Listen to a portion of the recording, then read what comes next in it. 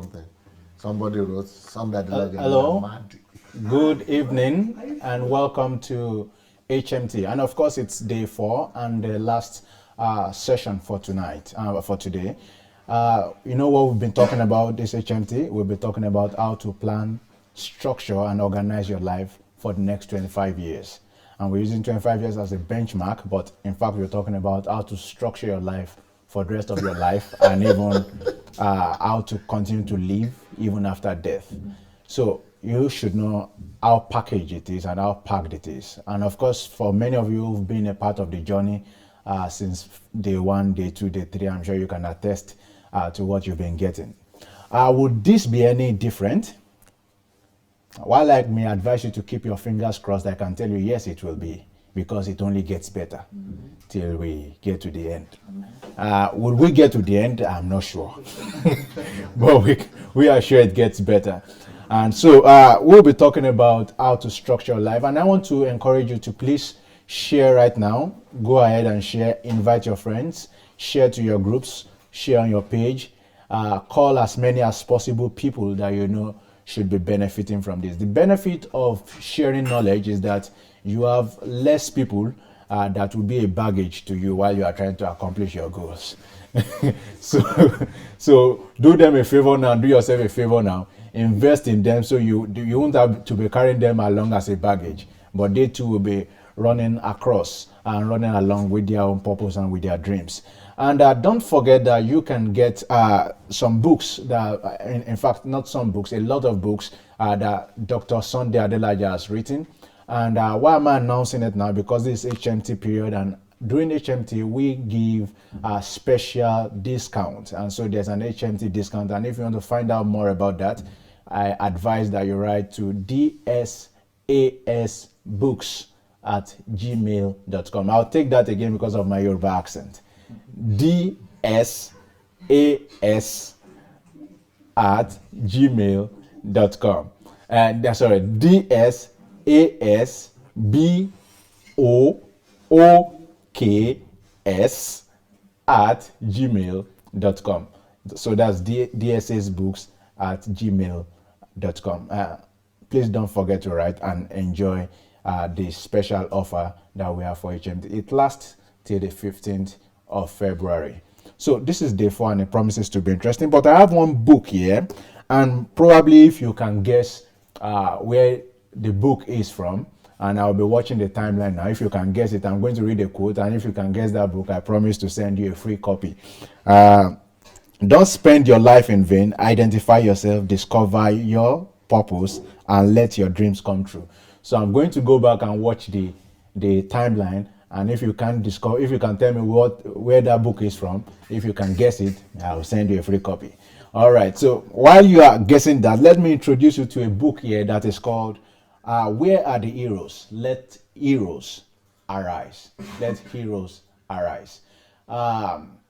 Every time there's always a need for a hero, and many times we are always looking for that hero in another person. But often, as DSA has taught me, and many of us who have listened to him, that many times when you see a need, it may mean that you are the one created to solve that need. So for every time you're looking for a hero to arise, maybe that's you. So you want to know how to get that done? Then lay your hands on the book, Let Heroes Arise. All right, so I've given you enough time, and maybe you've got it or you didn't get it, but the book I'm talking about is How to Live an Effective Life. So this book may be the anecdote, in fact, and the pivot to everything we've been talking about in this HMT so far. So it means that when you get this book and you lay your hands on it, it would give you the skeleton of what we've been talking about, and then you can study all of the other videos that has been done in this HMT to build more on this book. It is called How to Live an Effective Life. What is life when it's not effective? Of what use is living like a snake upon the hills whose parts are not discovered after it's gone? You don't want to be like that, and that is the whole reason why this whole HMT was organized specially for you.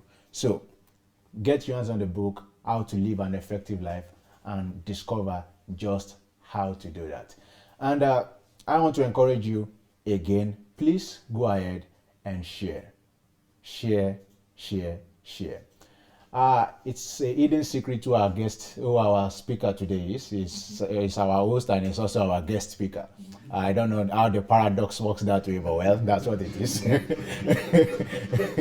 So let me introduce you and invite our man of the moment and the man who God has been using and of course has been pouring so much into us, investing a lot into us in this time, and that is no other person but Dr. Sunday Elijah.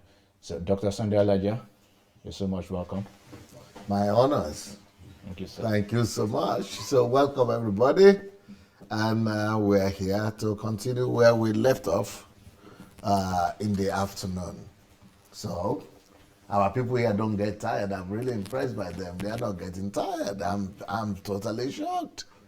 So by this time you are all supposed to be half dozing and half sleeping. Well, you are doing well. So I'm going to go back to the pyramid. So this is what we are dealing with. We are dealing with formula. Formula that will help put your life together and organize your life in such a way that you'll be able to touch your life on a daily basis. So, and you know, so the formula is 6 steps formula. And we've already covered two first steps, right? So right now we are going to be going for the 3rd step in this pyramid. So we have dealt with the main values of life. We've dealt with global life purpose.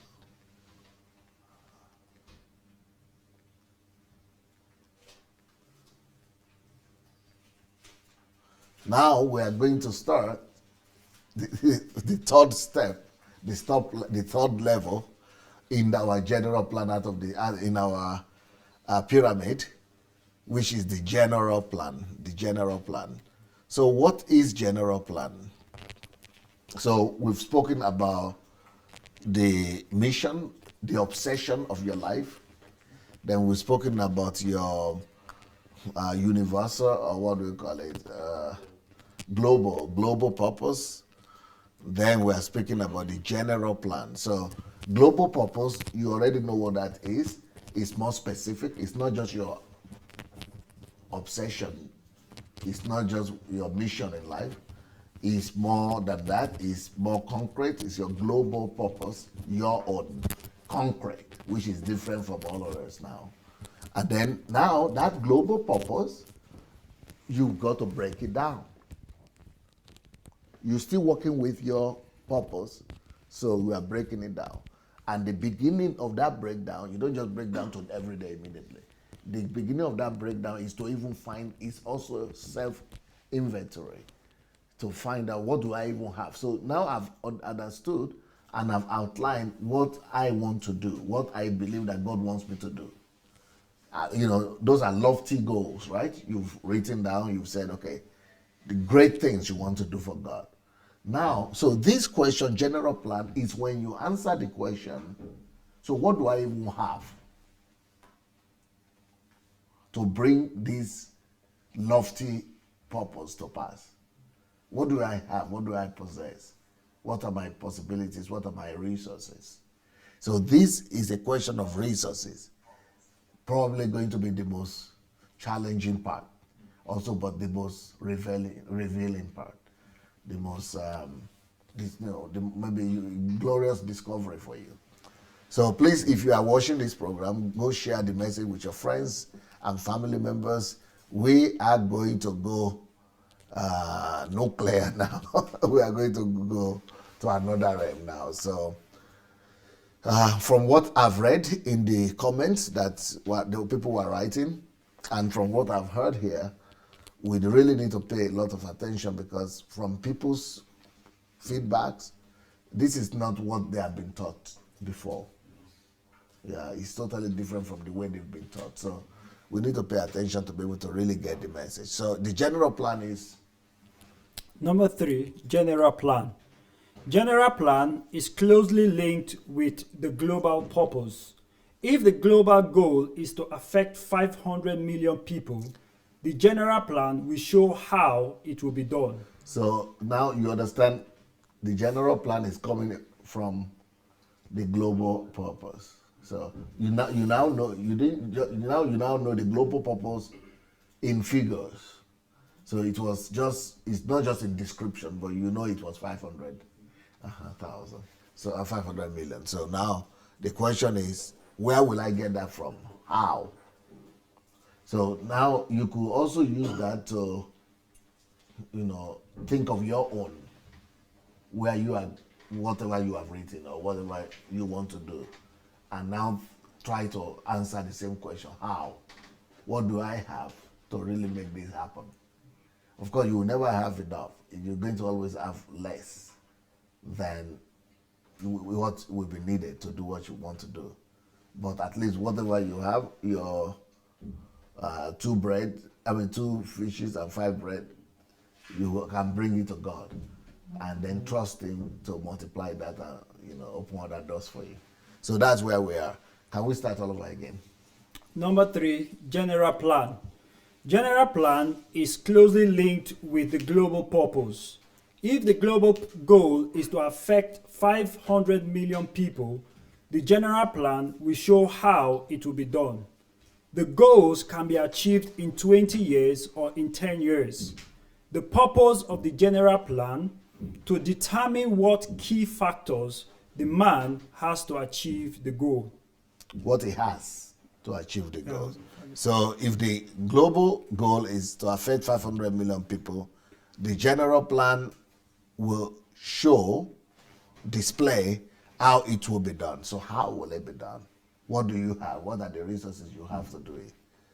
The goals, we are talking about 25 years. So the goals, but we are talking about actually that other goal, that's under 500 million, is for your whole life. But because of our lesson, so let's put it at 20 or 25 to 25. It could be 20 years, 25 years, 10 years. The purpose of the general goal, let's just say 25 years there. Then the purpose of the general plan is to determine what key factors the person has, or not factors, that's not the right word there, what key resources the person has to achieve the goal. So key resources. So do you have coffee there? For everybody, because this you will need it to be alert again. Like last night, you will need to be alert. Get your coffee, get your candy. Not after. We want it earlier. Let it be okay. Maybe after, but the faster the better. Okay, so components of the general plan. In drawing up the so general... when we are talking about the general plan, what should enter into that general plan? What should we look for?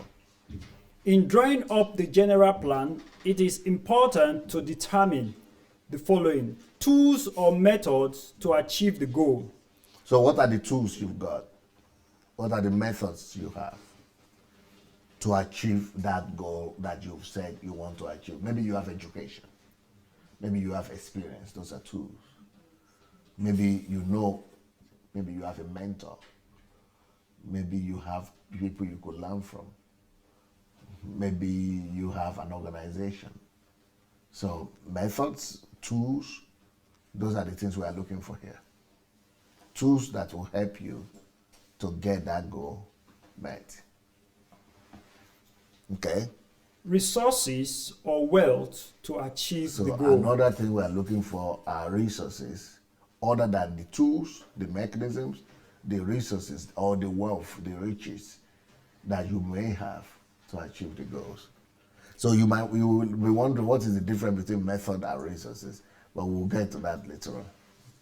What resources, what wealth do we have in order to achieve the goals? Methods to achieve goals or tools. 1. Planting churches. So this is where I'm using my own example right now. 2. So planting churches, we started this revolution, right?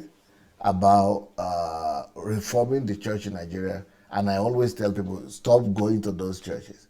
But some people try to understand that, or people misunderstand that and think that I'm against churches altogether, or that, stop going to every church. No, no, no. Just stop going to the bad churches. Yeah. But if you find a good church, if you are, please go ahead. But if you don't find a good church, just stay at home and start your own fellowship where you are. So, we should get that right, because a lot of our people who are even following, they are really very anti-church. And that is not really right. We must make the difference clear that we are not against the church. We are just against the churches that are exploiting people, that are taking advantage of people. Okay? Methods to achieve goals or tools. Number 1, planting churches. Number 2, bringing up leaders. Number 3, conquesting influence, television, mass action. Number 4, influence through printed materials, books, 1,000 books. This was translated from my Russian presentation. So that point 3, conquesting influence, is supposed to be mass influence. Yeah, that television, radio gives you Mass media. Mass media. Yeah. Like mass, it gives you more larger outreach. Number 4, influence through printed materials, books, 1,000 books. Who is familiar with that word 1,000? Yeah, so you see where it features. Raising socially responsible and socially active people, activists, reformers. Some of you are in that number right there. Reformers. Those are temple cleansers. And those ones. Activists. All those people in the internet, those are activists everywhere. But they don't know they are entering the plan.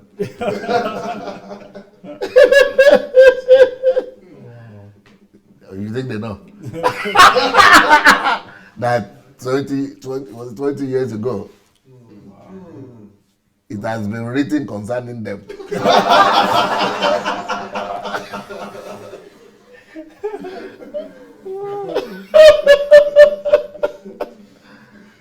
They are just seeing things happening.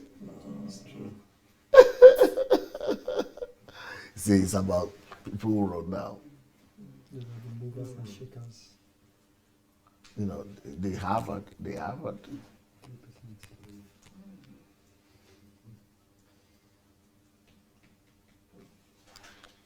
But even right now, when I finished the last session today, and we spoke about the first level, the second level, some of us were still not writing those things down.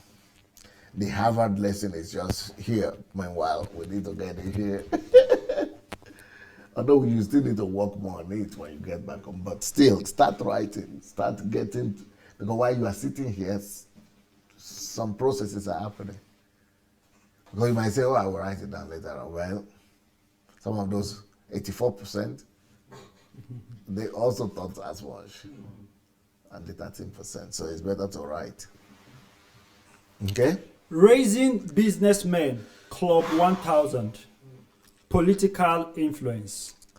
So these are my own methods. These are methods, you see. These are different from resources. These are methods.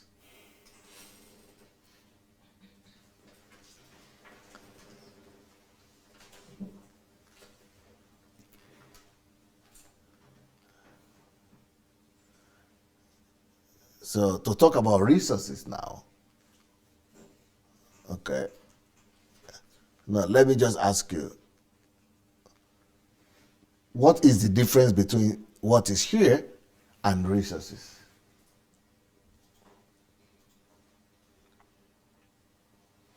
Mrs. Aloja, microphoto. I think resources are the skill.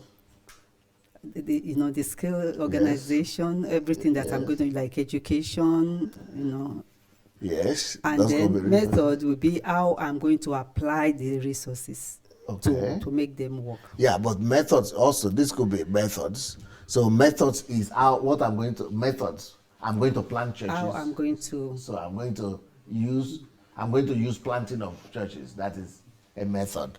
So these are all methods, but the resources are what I have. already have. Maybe it's knowledge, maybe it's myself, maybe it's Self-education. skills, maybe all those things. Maybe it's money, maybe it's all those. Okay, so they are a little bit different. Okay, so but I want you to also think of your.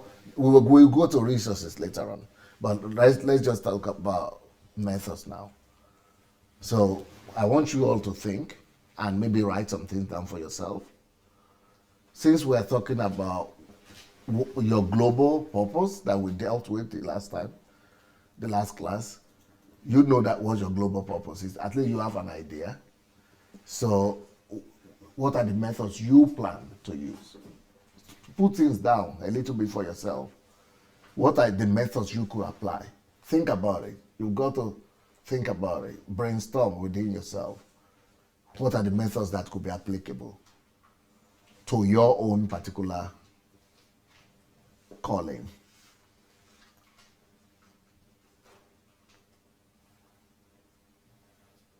Or you might want to take a photograph of this if you want. But, you just begin to think about it. Because once the methods are there, for example, you just look at this now, for example, planting churches, bringing up leaders, mass media. And in Facebook was not there when I wrote this, but it's a book writing. So all these things that are here, do you think Pastor Sunday is really busy doing them? Yeah. So these ones now, they spell out the activities that your life is supposed to be busy with. You see, no partying here, no visiting here, no time. This already keeps me busy every day. So my life is streamlined to my goals, my global goals, my global purpose. But my global purpose also is simplified to methods. So I know what I will be doing every day. So from here now, you could begin to see that my life is being streamlined, is being cut. I'm being cut off from distraction. Things have been defined. What my life is supposed to be engaged with or by. So it's important for you to get your methods. So you'll be busy all the time. You will not be waking up one day and you don't know what to do, and somebody is calling you to invite you out, and well, you know what you are supposed to be doing every day.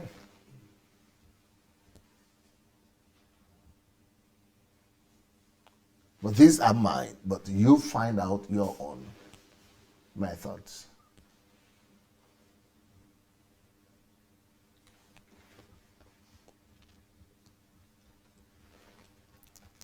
Okay, so if you are through there, can we move on? Or are you still writing?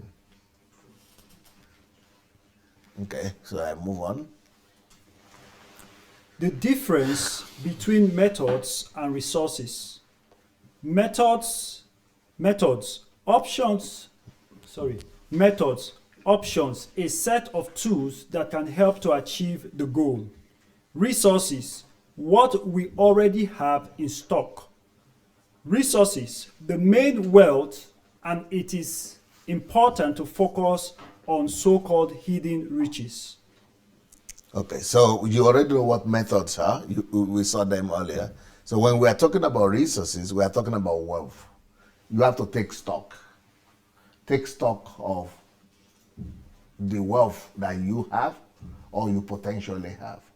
Now, whenever God is telling you to do something for Him, you should know that whatever you have, they are just like those two fish and 5 loaves of bread. They are too small. They are too insignificant. No matter, it doesn't even matter if you are a billionaire. Like God is, Bill Gates has a vision to eradicate diseases and things, and he found out very fast that his money was too small. So it doesn't matter how much you have; it's going to be too small. But so that's why I would divide your resources into two: the resources, the wealth, and the resources that are visible, available resources, and the invisible resources. Or if you want, I could say it in another way. The wealth that you have that are physical, and the wealth that are invisible. So I don't know what you are going to do, what your calling is. So for example, you are supposed to plant 1,000 churches, and then you are only just you and your wife. So then that means what you have is your car, your wife, yourself. So those are your physical resources you have. Then you have to, so where do we find the invisible resources? And in bringing to pass a vision and calling, really it is the invisible resources that are actually your main resources. So these invisible resources, even though everybody has them, but we are so physical and material people that we will often think that we don't have anything because they are not visible. So what I'm going to be paying attention to today, because we all know what material resources are, so I'm going to be paying a lot of attention to the resources that you have, to the riches and wealth that you have that are invisible. And out of those invisible resources, you will be able to create visible resources, visible wealth. And the reason is because everything that we see right now is temporal. And real riches that will last for the future are the things that are invisible. For the things that we see now are temporal, but the things that we don't see are invisible. The invisible resources, they are the ones that are really more reliable. They are the ones that will come to stay. They are permanent. So what are those resources? What are those wealth? How can you find them? All of us have them. So let's explore them.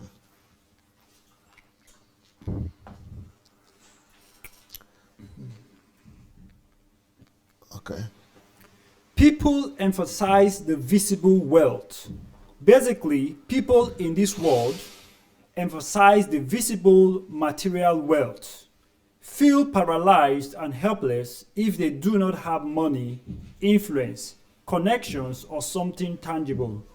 But the man of God, a man of great vision and broad mind, should never rely on tangible and visible wealth, because it was not created by God through the visible, but through the invisible.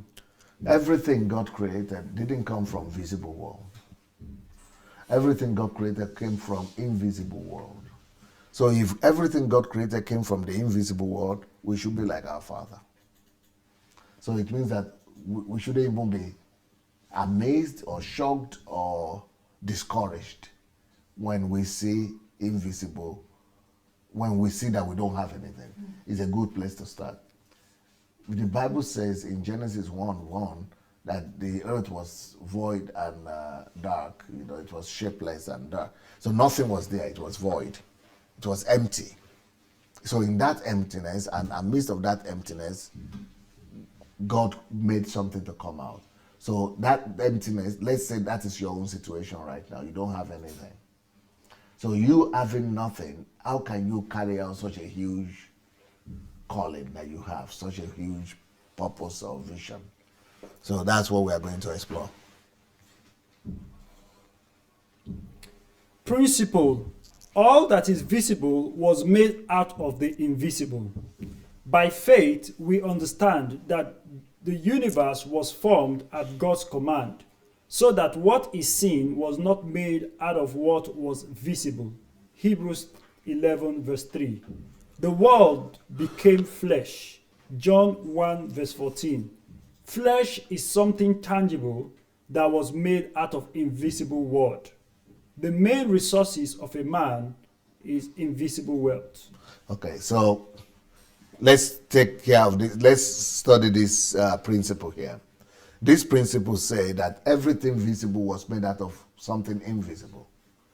Everything physical that we see right now came out of invisibility, out of the invisible world. Good. So how does that happen? What do you mean? Simple. Look at that scripture again. Hebrews 11:3.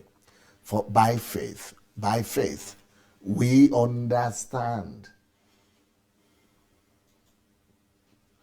that the whole universe, everything you see, everything, the whole of universe, was made or formed at God's command, so that what is seen, what is visible, was made or was not made out of what was visible. So everything we see now was made out of what was not made visible, out of invisible. So how do I do the same today? The answer to that is right there in the next verse. The word became flesh. So, but how do we practically bring that to pass? So I have a vision.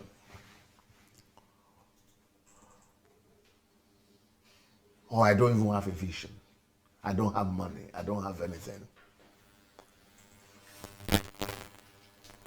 I know that in the beginning, God. That's what it says in Genesis. In the beginning, God. Okay, then I'm done. Number one, you remember in the beginning, there everything was void and null and void, empty. Null and void, right? Empty. But in that same beginning, while everything was empty, in the beginning, God. Everything is empty, or there was something.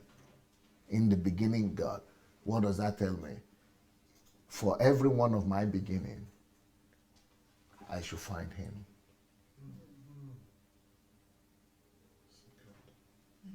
So somebody told me, if you are going to move to Sweden today or to Norway or anywhere, how do you plant a church? How do you start from scratch? I said, I will first of all go to the hotel, lock myself in there for 2 weeks, read, study, fast, pray, seeking God. I will be asking that question from God. I am in Norway now. What would you have done in my place?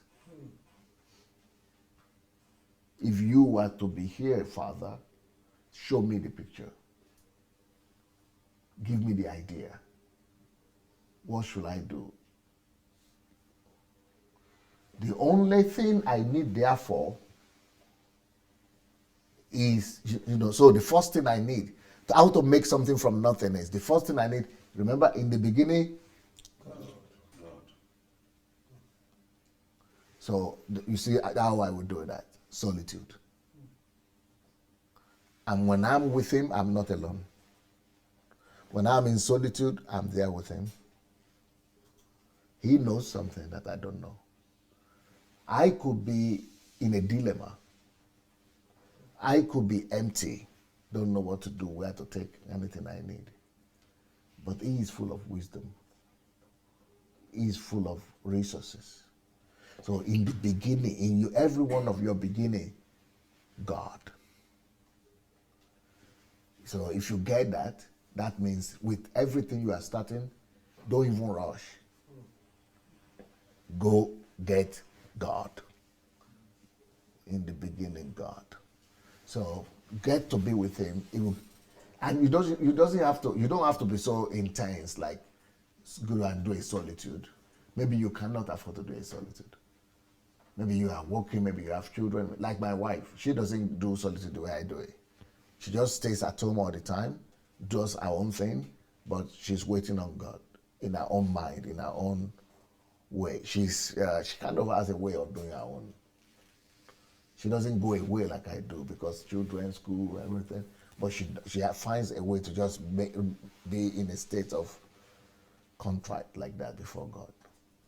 So find a way to just focus on God, talk to Him all the time, get a hold of Him in your own way. So in the beginning, God. Now, so what should that result into? That beginning, God, what should that result into for you? What will you get out of it? Let's say you even do a solitude. What will happen with you going to be in the beginning with God? What will happen? What do you expect to get from there? Simple thing. What you will expect to get from there is exactly this very same thing that God Himself got from there in Genesis. So even though everything was null and void, and or what do you call it? Is that the way you say it? Yeah. Empty and dark. But because God was there, you know what we discover? The Spirit of God was doing what I told you to do now, was hovering, moving. That is more like what I said you should do. Go and relate with God. Go and get a hold of God. Because when you are in solitude with God, or when you are alone with God, you are talking, you are in relationship, you are interacting. It's like His Spirit is moving also around that time. So, but what will be the result? The result will be what it was in the beginning. The Word will come forth. That's the only thing you need. And God said, let there be. The same thing it does still today. It is still the same way to bring something out of nothing. A word will come to you. And that's the only thing you need. Everything that has been built in Europe, all this building, all these streets, it has always come out of there. If you look at the great builders, the great artists, Beethoven,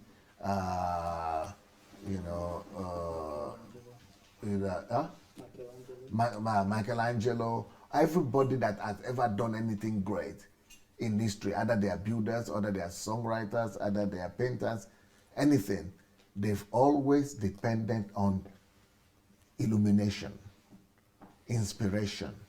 And when they talk about illumination and inspiration, they are talking about ideas, the word that they get. Everything comes from ideas. Everything comes from words.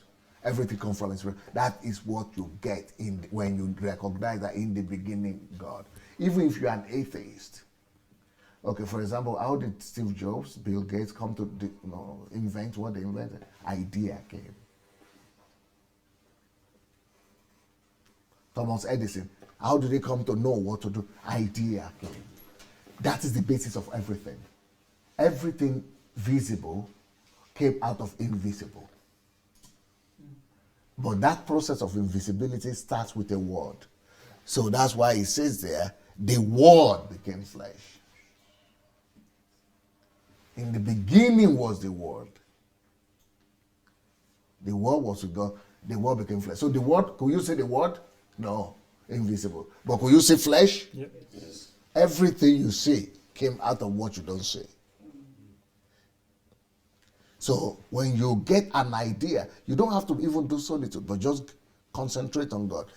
Once He gives you an idea, now let's go and look at the picture that is there. Look at the photograph. Look at the diagram. Can you see that girl? She's not seeing anything in front of her. Her eyes are even closed. But something is happening in her mind. That is what you need. An idea. And that idea is being developed into diagrams, pictures, photographs, pictures, drawings. That is how everything comes to pass. Then the next thing you will see, that girl will leave that room where she is in solitude now. She will begin to draw, or she will draw those things in her head, those ideas in her head. She will transfer those painting, that idea you see in those photographs, those pictures, she will transfer it into a paper. And once it is transferred into a paper, either in form of written words, or in form of pictures, the invisible has become visible. And once that paper, once that idea has been written down or has been drawn down, it's already come out of the invisible world. You have slowed down through work the energy, and you have converted it into paper, into visible world. Then the next level of creation is to keep on slowing down through work, hard work. So from paper now, you now transfer into bricks, into factories, into bridges.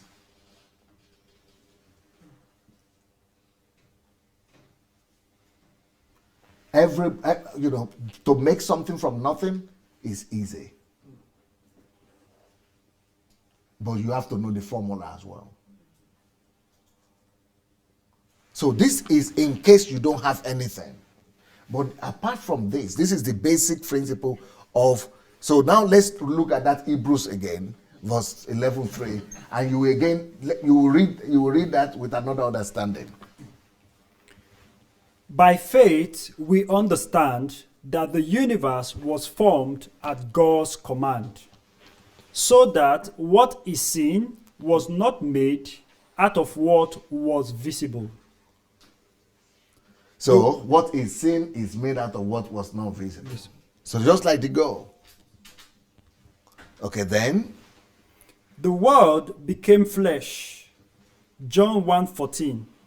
Flesh is something tangible that was made out of invisible world. The main resources of a man is invisible wealth. Now, are you getting that now? So the invisible wealth, you are much wealthier than you thought. Like in my country, Nigeria, all the young people who finish schools and universities, they are complaining that they don't have a job. Do you need a job to get this? What we just described for you here, that things come from invisible world, is that a job you need to do this? What do you need to do? Do you need any resources to do this? Any material resources to do this? No. Only time. Just time. Time and conversion. And yourself. But this is the most basic way everything that we see comes from invisible world to the visible. All right? But besides this, let me now take you to other invisible wealth that you have, that you must be aware of, and that you need to convert. And from the list of the invisible resources that you have, that is how you'll be able to provide for all the things you need to fulfill your global plan or global purpose. Okay, so this is let's use my example. The examples of my invisible wealth. LG is just a few of them, but that's enough for you. So these are the invisible wealth of Pastor Sunday. Pastor's invisible resources. Number 1, passion, obsession. So how will I plant those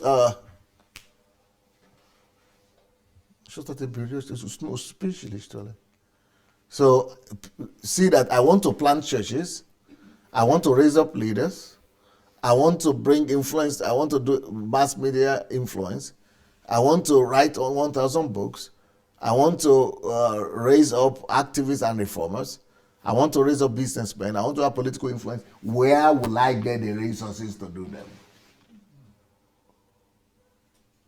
First of all, God, ideas. Through ideas, can I plant churches? Oh, sure. Through ideas, can I raise leaders?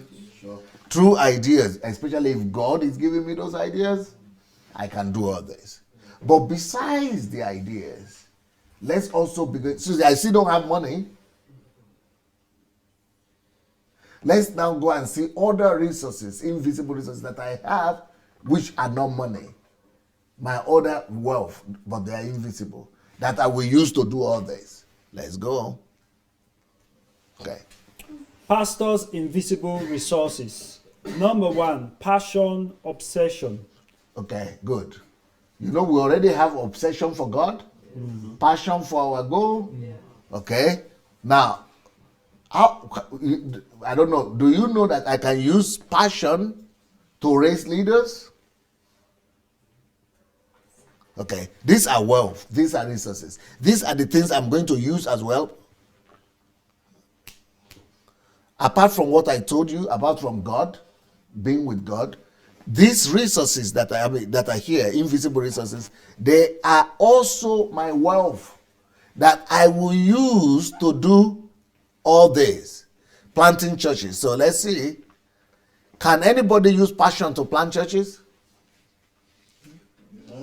Obsession. Yeah. Easy. Easy. Can I use a clear sense of purpose, focus to plant churches? Yes. These are all wealth. So please go through the list of my invisible resources. Number 1, passion, obsession. Number 2, a clear sense of purpose or focus. Number 3, the desire to work Now, hard. let me now tell you what these are. Where did I bring this from? Because that should be your question. So, Pastor, why these particular ones? Why are these the things you wrote? Because those are I'm doing inventory of myself. You remember I said in the beginning, where are my wealth? Where will I get the wealth from? The resources from? I don't have anything. So let's forget about what I have. Look inside yourself. What are the things that I can do? I feel I can do. Those are my wealth, invisible wealth. Do I have passion? I know yours might not be passion. It might be something else you want to write. Maybe you are observant. Maybe you smile very well, like Toro. Maybe you dress well. Maybe it doesn't matter. I don't know what you are going to come up with. Maybe you read well. Just don't matter. So, invisible resources, 1. My own. These are my own. Get your own together. I know I have passion and I'm obsessed with God, so I wrote it down. I know I have focus. For me, I'm sure most of you must have noticed that I have focus, because if I'm coming every day and doing the one and the same thing, I have that. So I know I have that. Then desire to work hard. I'm not afraid of working hard. I can work hard. Those are wealth right there. For some other people, for me, education. Not just the education I already have, but even that I'm willing to self-educate. For me, that is also wealth. Because when I self-educate, I discover stuff. That is wealth. Then, social ability. So I'm sociable. I'm very sociable. And through that, I can plant churches. I can raise leaders. I can make followers. Just talking to somebody that you don't know, just getting to know them, just opening up to them. Those are things that people can follow. Those are wealth. Then, Education, a willingness to learn. Sociability. Number 6, ability to pass on the vision. Number 7, if I have a vision, if I believe in something, I can pass it across to other people. I count it as wealth. Just your ability. Those are all invisible stuff, but they will become flesh one day when I begin to apply them. They will bring people to me. They will open doors for me. Okay? Number 7, strategic thinking. Number 8, the ability to mobilize people. Number 9, observancy. And number 10, love for God and compassion for people. So these are things I discover in myself. I think it would be a good idea for you to do such an inventory on yourself. Do you think you have anything like this? Any ability, any gift, any wealth like this? Well, what you should also know is that all those your invisible wealth can deliver to you everything you desire in life. We can develop them too. You have to develop them. But even just if you are good in them, because these are the things you are supposed to be good in. If you are good in them, or even if you develop them better, it's even better for you. But it's not about, but it's about using them. Go and apply them. So I expect you to also formulate your own list.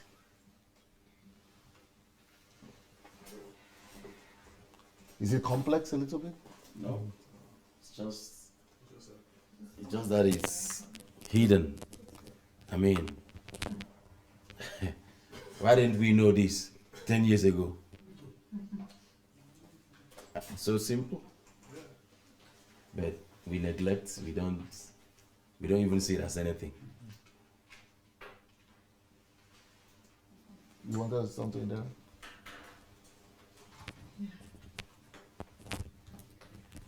Yes. These some of these resources. I know I have some I use day to day, but I never knew that there are resources that is in me. Like when you talk of sociability, I know I have ability of connecting people easily because I've done some businesses of always connecting people. But I never know is I keep thinking I need money to start a business or something. Okay. Yeah, and the love for God and compassion for people, I know, but it's just that maybe the way I've been expressing my love for God is not like from the foundational aspect of it. So I don't even know those are resources that I can even develop myself and use. Yeah. Because most of us are waiting for money or resources or connection, or but you don't really need to. You already have too much.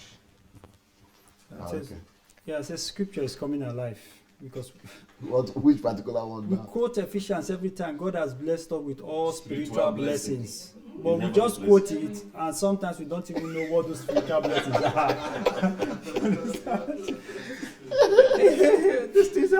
These are things you can't touch. They are not tangible, but they are there inside of you. They are spiritual blessings, but you just. I can relate with the planting churches because sometimes you always talk about what you don't have, but this alone, it's You always talk about what you don't have. Not knowing that you just sit down and just, I mean, for me, it's like, I never knew that 75% of planning is more important than the ability. Yeah. So a lot of times, all we need to do is just sit back and just take a look at take a stock of what you have, and then from In your there- own case, for example, you could put your accent there. Because you already have a better accent than myself and more than most Africans. So since you have that's not, for me, if I had that, I would have been flying higher.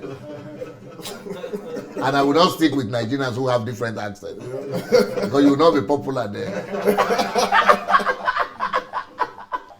So it's just like our pastor Anna said, I wish I knew this 10 years ago. 10 years earlier. It would have helped me with Huh? But no voice? No volume? I think it's from the person's device. Okay, when you hold it, you have to hold it. You are okay holding now, it. but Okay. you was tapping us. Okay. Yeah. Okay. So, but I have a question. How were you able to develop all this? All the material or just this? Just list? like this, like just this particular list. Yes. It was when I came to Ukraine. I was 27 years old, 26 years old, and I came to Ukraine with $20 in my pocket, and I got a room in the dormitory for students. I had a Ghanaian friend who had a room with his, but he told me his neighbor there were supposed to be two persons in that room, he and a Russian guy. But the Russian guy got a girlfriend in town, so he doesn't stay in that room. He goes to sleep with the girlfriend. So that room was empty. Bed was empty. So I said, if we speak to the administrator maybe would like me to come in. He said, yeah, but you have to pay $15 for that bed. So I did. I was left with $5, and I needed to start a church. Wow. And at this point, I'd stopped working from my, where I was still doing I didn't have salary. So what I did was that I said, I am in a fixed. I didn't even have food to eat. So I knew that, some idea just came to my mind that if you don't work hard now and get people fast to get saved,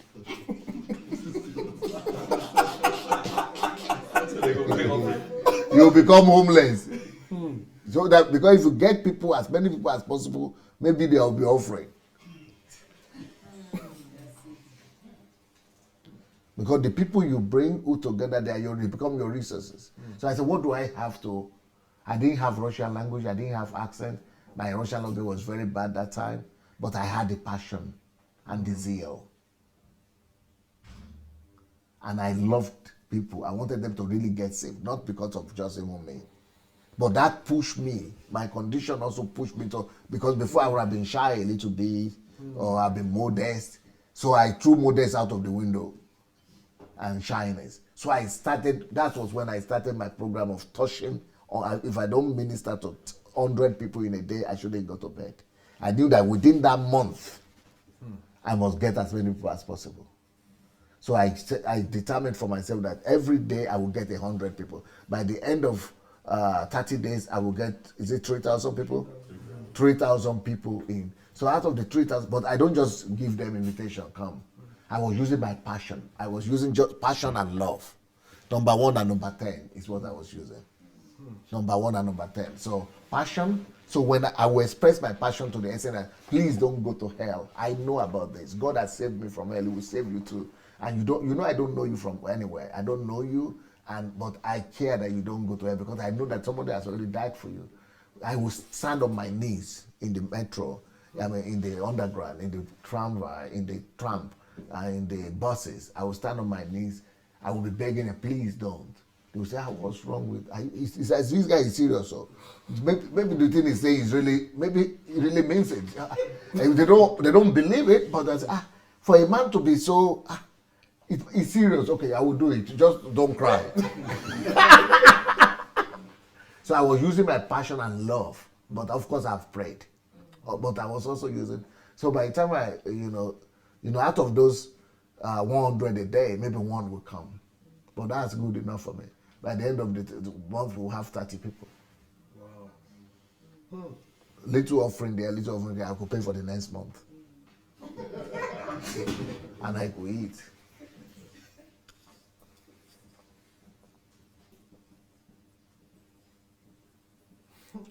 So, but I kept that on for the next 1 year.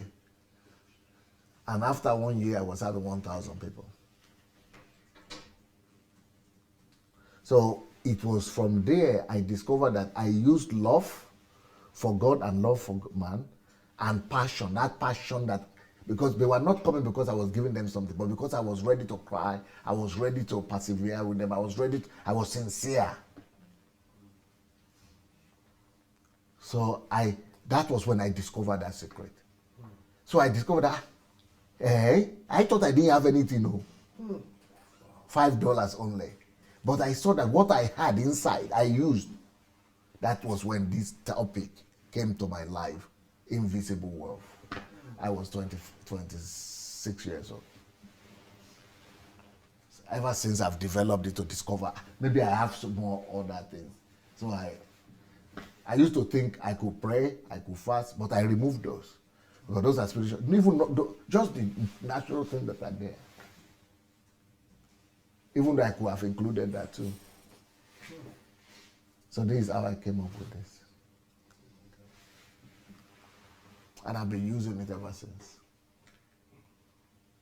For example, when I started my Facebook broadcast, I was just having maybe about 10, 20 people watching. Good. But I was using my sociability, 5. I will greet people. I will be very nice to them. I was building invisible, visible word from invisible. Ah.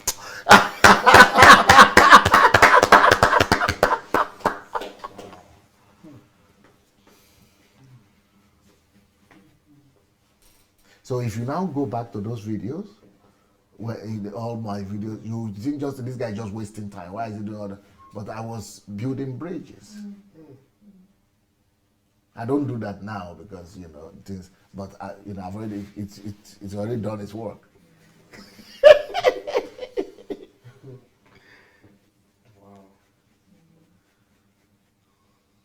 You're holding the mic. I mean, it's. I'm sorry. Because it's so simple. I mean, I can remember how many times I'll be focusing on what I don't have. I'll just be focusing and I'll be praying, I'll be talking about getting angry and not knowing that there's invisible resources that every man possess. And if you can just use those resources, the visible resources will come. I think that out of all this came the largest church in Europe. Out of all this came incredible amount of, we have, through our ministry in the past 20 years, there have been 75 million people saved. All over, there were 75 million people. Out of all this came in. They kept saying it's simple, it looks simple, it's simple. It's not simple to me. Because frustration will set in when you start. And then what do? As it is written like that, it looks simple, but when you start doing it, I don't think it's that simple. It's hard work and persistence. I think that's what it is. Yeah. That's why you have to write what you can, what you know you naturally have. Don't put my own. Don't use mine. Use what you are good in.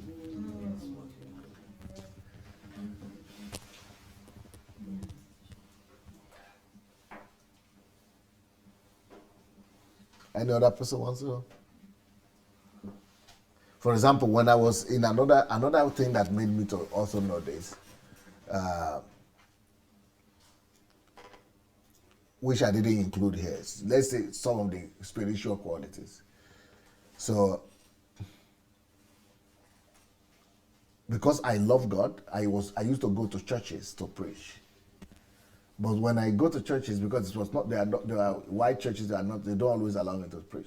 But when I go there, I look for people who are in need, and I pray for people outside. Before the service, I come and pray for people earlier. I do a prayer meeting earlier. And then after the prayer meeting, after the end of the service, people want to come to me to pray for them. So I pray for them, I meet people's needs. I was not even thinking of anything. But at that point, what they didn't know is that I had just finished my university education, and I was being evicted from my dormitory, from the hostel. But these people I was praying for, I was just ministering, I was just doing, and I was praying to God. But some of these old women, because they got healed, they'll say, "Hey, son, where do you live?" I said, "In the dormitory there." He said, "Please come and stay in my house, because my daughter, I have only one daughter, she moved to America, and she's been there for 10 years, and I'm getting old. But you are so pure, you are so holy. Please come and stay in my house." I said, "I don't have money to pay." "No, sir, don't pay any money, come and stay there." And she was treating me like a child, feeding me. That was how I survived for 1 year. Just because I was going from one church to the other. I would go to places, no results, nobody responds. But one day, something happened. So what you said. Perseverance. Yeah, perseverance, patience, consistency. Just like giving all these things out every day. 100 a day, writing with the hand. Those days you used to write the address with the hand and everything. And then persistence. I didn't know who would come, who would not come. So just use it. Don't go for quick fix. wanting to get something for nothing, instant gratification. If you know everything is born through hard work, put these things to hard work. Put hard work to them. And they will always produce results. They will never fail you. It's only if you fail yourself.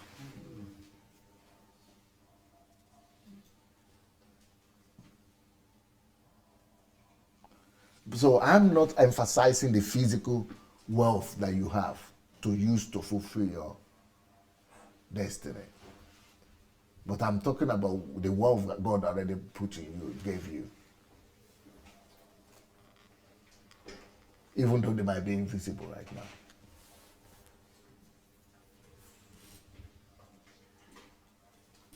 I think the other ones you will have, the physical ones, will just be complementary.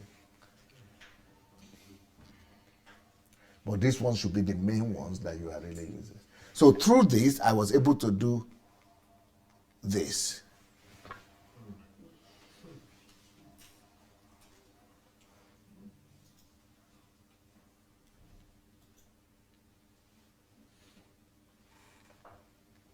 Plant church, raise leaders.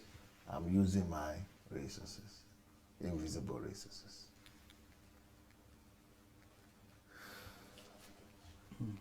So anybody wants to comment on that before we go to material stuff?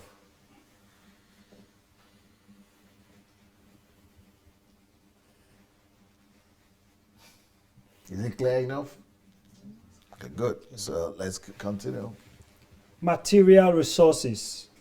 People. You people know material resources, right?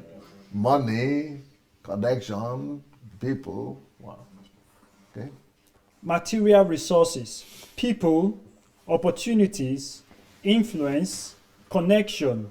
But all of them are at the last stage. Put them as your reserve. Don't make, the Bible says, woe unto those who make man their trust. Their trust, yes. Who make flesh there. So that flesh there is like tangible things.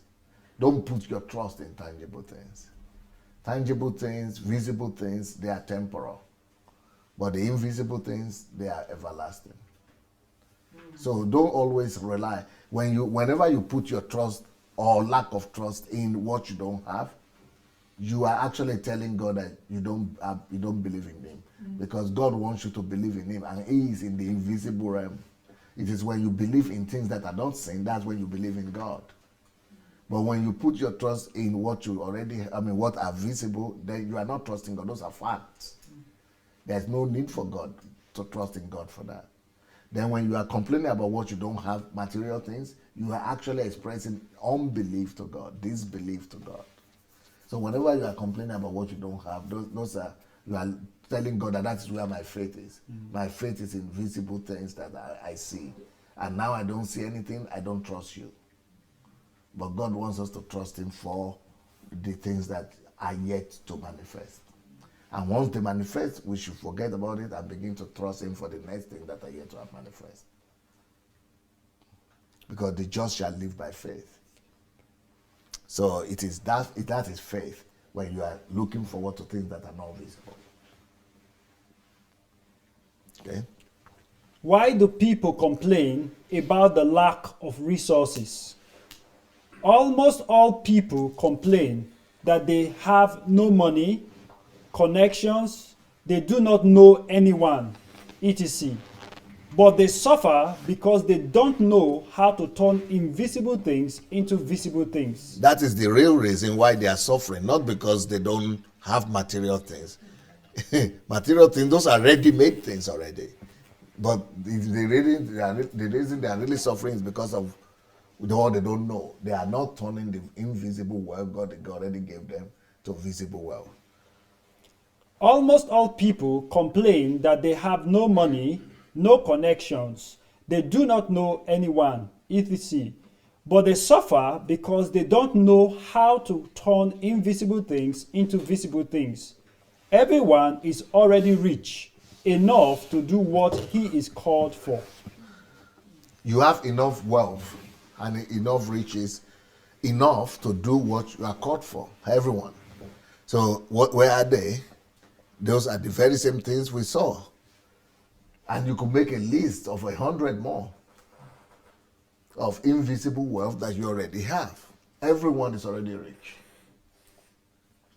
I have a series of teaching on YouTube called "You Are Already Rich." You are the wealth you are looking for. You are the money you are looking for. So look for that. You are already rich. You are the money you are looking for. Is it you are the money or you are the wealth, or you are the riches you are? Huh? You are the wealth you are looking for, baby. Yeah. So, but it's called "You Are Already Rich." You are the money you are looking for. You are the wealth you are looking for. So you can make even more, bigger list.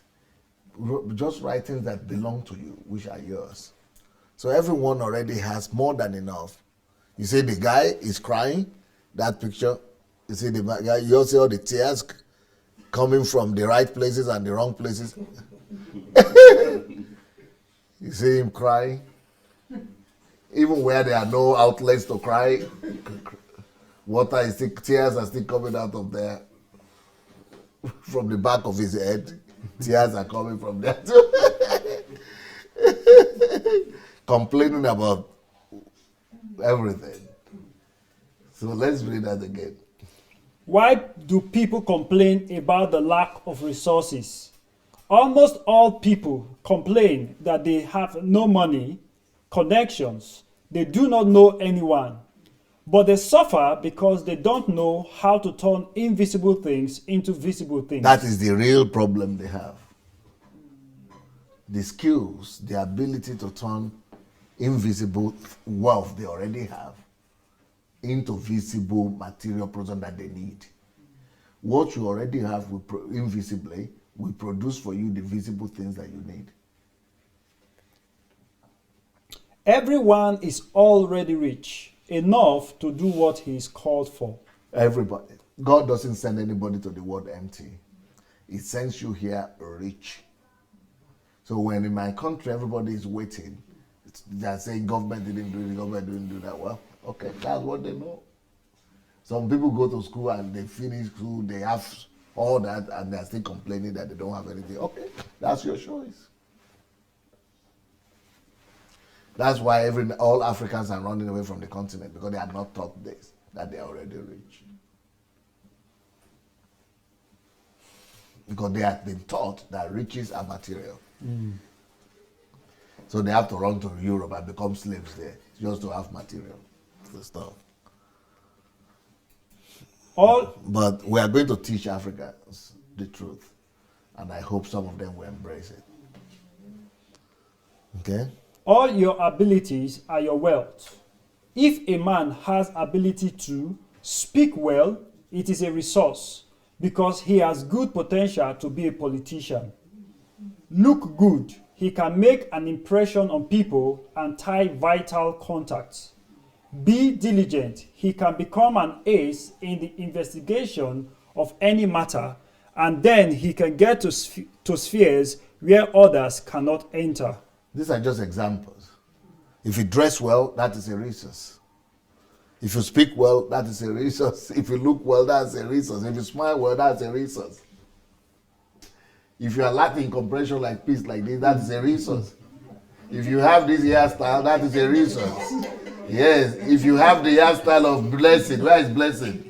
You know, day to day. Ah, okay. If you have a hairstyle, that's a resource. If you are diligent, that's a resource. Anything. Just open your eyes to see them. Open your eyes to see them, and don't just open your eyes to see them, but that's what carelessness leads you to, my dear. You are not supposed even to bring water near the place at all. So, anyway, Tony, take some trap kinada ubrat word dalele.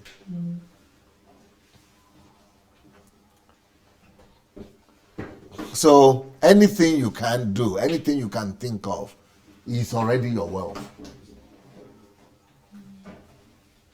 Anything you can think of. Anything you can think of is already your wealth.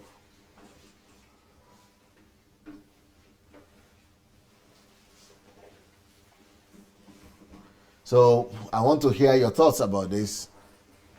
What do you all think about it?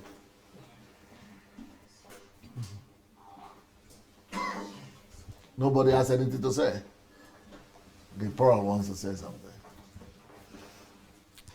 It's quite interesting because usually and I'll say for me that I think sometimes I despise is quite strong, but in What a is way quite strong? despise. I was going to say You despise it? yes, despising yourself? some of Why are you speaking into? this. No, you see, the thing is on top.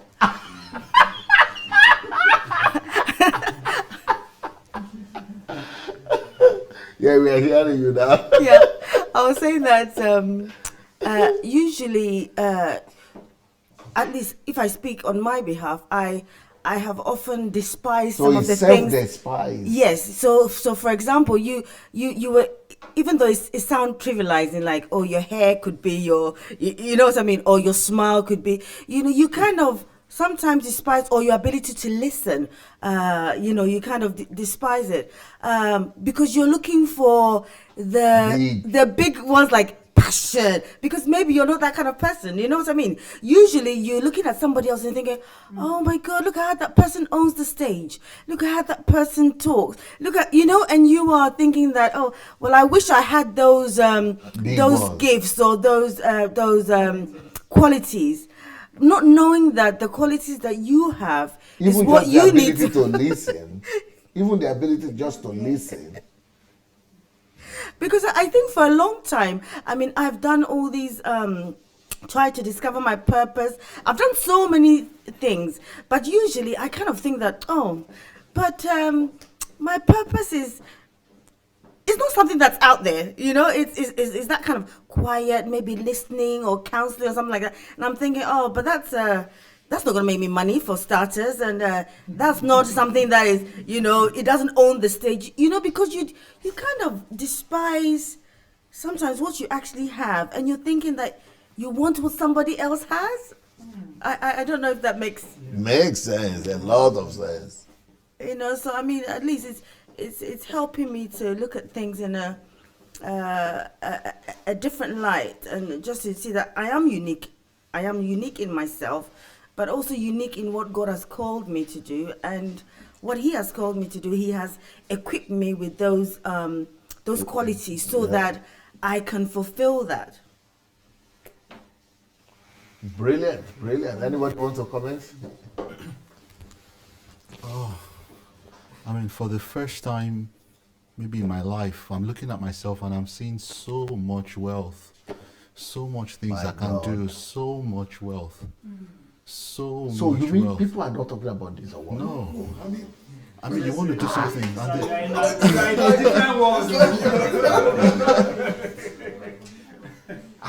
I mean, for the first time, I don't feel helpless anymore. I don't. It's just dependent on me now to go into myself and make an inventory, like you say, do a self-evaluation, do an inventory. I mean, even from the top of my head, I'm already thinking of, wow, look at me, I can actually So you do mean you this. could have gone? First contact with Maya, I'm not sure she'll remember. I was telling her how I used to feel within myself that I can't actually generate ideas. What a lie. I convinced myself I couldn't, but now, no, I have so much wealth in me, so much. I'm busting over right now. I can't wait to get started. I think we need to develop like 10,000, 100,000 people just to teach the world these things. Yeah, I think one other reasons why we've been blinded to these things is what Stapel said, is because we often concentrate on other people. And that one of the biggest lessons I've learned just from meeting you is that solitude. Because until I met you, the only concept I had of being alone was when you do fasting and prayer. And even the fasting and prayer, you are not quiet, you are not looking inward, you're just shouting and praying, read your Bible, you wait, you pray, and that's the only quiet time you find.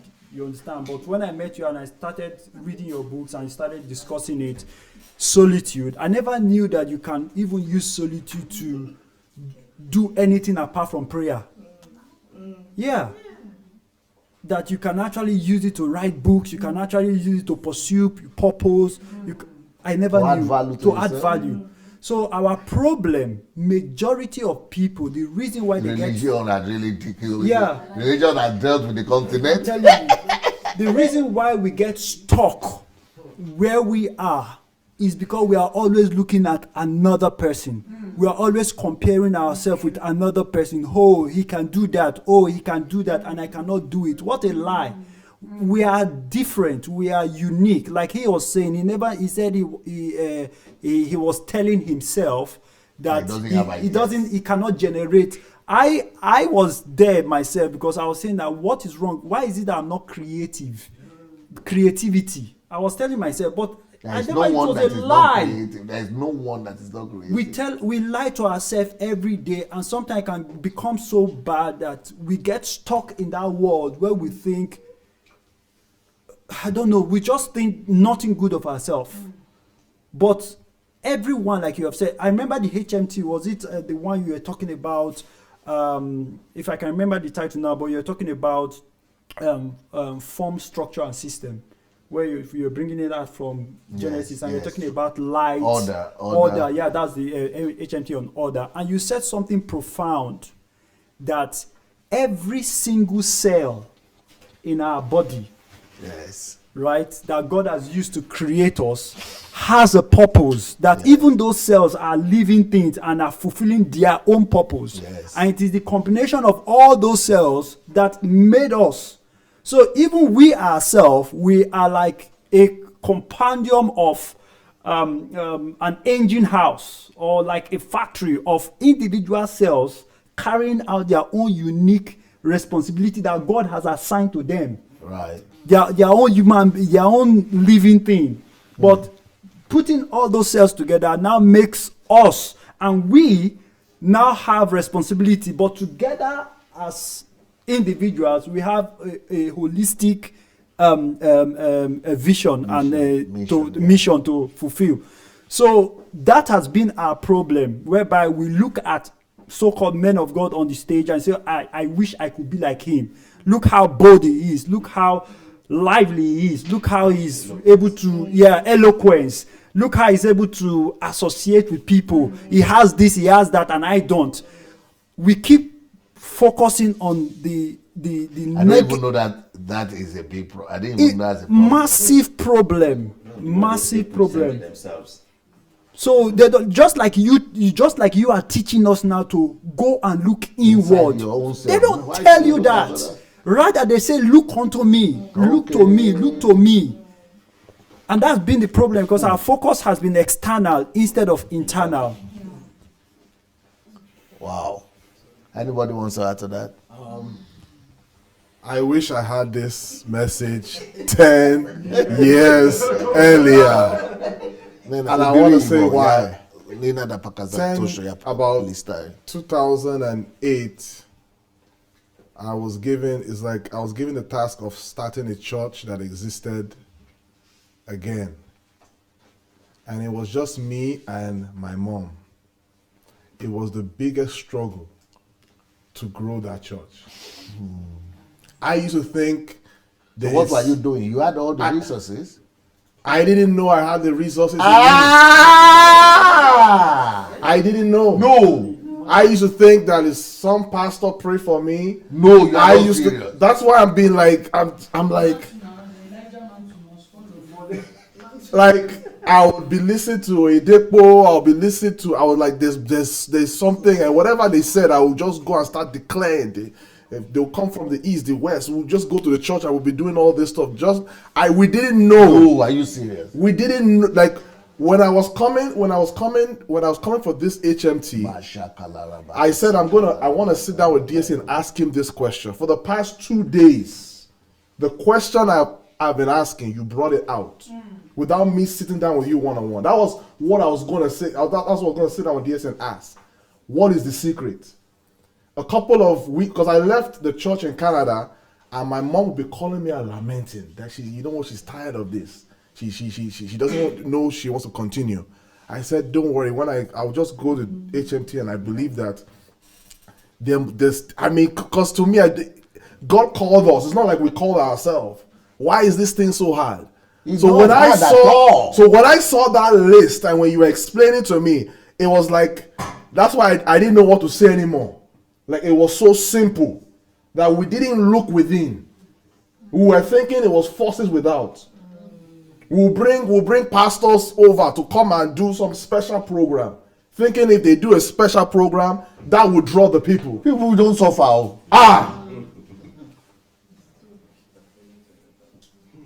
So this, oh no. But you already have them now. Nobody tells you that you already have the qualities. Always, they make it, like I said, they always make it seem so mysterious. No, I think the only... You don't suffer. Sometimes, sir, you might know you have it, but the knowledge is just all about that's my personality.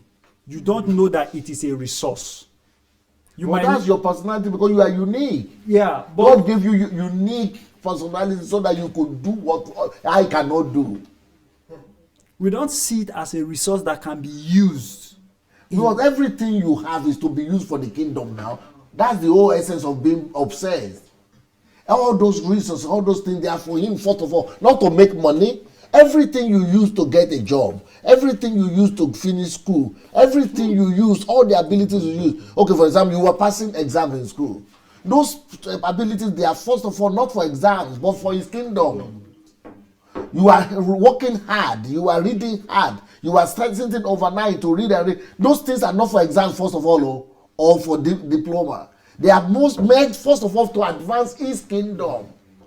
So you don't just use it to give exam and then choose, it's been done. No. Whatever skills that, wherever you have worked, people have admired, and you have used it to make money something. All those things that you are used to make money and, they are paying you for, those are not for the job, first of all. That is all secondary, All those skills, all those things you know how to use at your job and something, they are first of all meant for him and the advancement of his kingdom. Only later on you also use it to make money. I don't know if I'm making sense.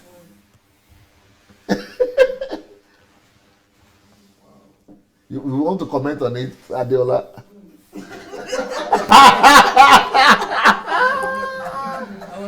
You mean eyes they open? Jokingly that something like Igbo Bishop, like if the bishop had not laid his hand, and this Elisha concept, so you want to remain in that. And in fact, there is an adage that says in Yoruba, that means if there is a pastor that is in charge of a church and you happen to be a member, and with all these skills we talked about, and you feel like you have this thing, you want to step out, you're under course. 2 vision is division. So if you are having any vision contrary to what your father in the Lord, if you are not cursed, the other side of what. So many of us, you just want to remain. So you want to remain loyal, and you have all these things inside. Bottled. So there's no way you want to. So you are not proud of what you have. So you now look at the picture of a tiny God that everybody is coming. So that is why when you said the church is a lot of destinies is being locked up, and we need hope. We just. So that is what I see. So even in the secular world, you have all this, like all what you are saying. I was just looking at what I've written down, some of what I've, but you don't have anywhere to share anything. It's in the church. You just join your department and be doing whatever you can do there. You don't know how best you can be the best version of you, and you can imagine how many things one will have done all the years. You have this thing, and you don't have a way of expressing. Must be loyal. No, with their resources locked up. Yeah, loyal. And some of these churches, they have millions of these members. Closed up, locked up like that. And the only thing they use them to do is just to bring new members to come and sit down and become prisoners like themselves. Evangelism. They use you bad.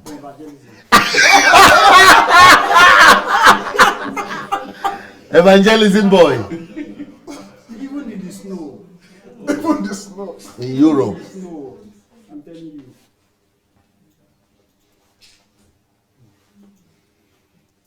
This I'm sorry, I'm still on that list again. Can we go back, please? Can we go back to that list? Yes, let's go back to the list. Yes. Yes. You know what I went through for 10 years? And nobody is sharing this. And all of them, all those pastors you were inviting in guest ministers, they know this. That is how they became who they became. But they will not tell you. So you were actually praying and fasting? We're praying, fasting. I will go to conferences left, right, and center, try to find out what it is. And then sometimes you'll be thinking maybe you don't have what it takes. You'll be there's no human being that doesn't have what it takes. You don't have what it takes. You'll be thinking maybe if you just bring somebody special to the church, he will do it, not knowing that. But this could also be affecting you in other spheres of influence to be successful in other at work as well. And if you are believing that it has to take something special, then you might not. Now I see why there are no breakout victories and breakthroughs, and that's why I said it. Like, you see, look at the Ukrainians. Go and look at those videos and testimonies. In 2-3 years, after they come to church, from drugs, from street, from psychiatric hospitals, from homelessness, come and be hearing their stories. You know those videos? Go and be hearing their stories. They just explode, and I wonder, these people are human beings like them. You have been in churches for ages. What is happening? Now I know. Because we don't know this. We don't know. Our people know this from the very first months. And they begin to work on it. That's all. By the 6 months, they're already exploding. This secret, I've never seen it in any book, any teaching, any preaching. So this, to me, I don't know, wow. It's easier than you thought. But God is not a sadist, He has put He's helped you already. You don't need to begin to ask again. He blessed all he blessed you already. All spiritual blessings. Yeah, not just spiritual blessings, even in Genesis. He said he made them male and female in verse 28. And in verse 27, Genesis 1:27. Then in verse 28, he said, and he blessed them. Listen, that is a principle. God doesn't bring anything to life without blessing it. Just like parents too, if you are a responsible parent, you want to take care of your child that you give birth to. The same with God. God will never create something or bring something to life without blessing it. So when God created man and man and woman, he blessed them already. And what does that mean? What is blessing? He gave them power to be productive. So blessing means he empower in them. That is why you are able to reproduce without praying. That's why you can get pregnant and give birth to children, because of that blessing that time. The same in business and everything. You already have everything. You don't come to the world without being packaged. You are custom made for success. He gave them power. It doesn't matter you are a believer, you're not a believer, you can deny God. You can curse God. But the power, the innate power to be productive and to bear fruit, to increase, is already in it. For God to remove that will mean, first of all, for him to deny himself. unless there is somebody that brought a cause for some reason to come and violate that process. But the order, the normal order of things, is that every human being is already buried in your DNA to be successful. So he blessed them, meaning he gave them power, ability, potential, inner resources to bear fruits, to increase, to multiply, to dominate, and to subdue. Automatically, without praying. It doesn't matter where you live. God did that. So for you to be looking for those things, I don't get it. Why? When you already have them. Or to be running after some men for it. You can only learn knowledge from men. Maybe like now you are learning what you didn't know. That's it. You already have it. Just discover it. Please give him that. Because this one one I don't get it. The way you go, I don't get it. Is this the way I'm not getting what you had to go through? Why should I have to go because through this is what everyone is saying that you must do. Like what? Go and invite one pastor, bring him, and he will help So you. well, it's not better than you. But that pastor is not better than you now. That one you are. Oh, Yedepo is not better than you. Adebo is not better than you. So why invite anybody especially? So is it that people don't know, or I don't get it. I just don't know where you people are coming from. is it that people? No, I'm sorry. Is it that people? I'm sorry. Is it that people don't know this, or is because that's what's flying around? Like this to me is like a complete shock. That when God call you, whatever it is that you want to do, just Anything. look within. It doesn't have to be God call you. God Yeah, doesn't have to call you. Whatever you want to whatever do. you want to do, just look. And you feel like you don't have, but just look within. To me, You already have.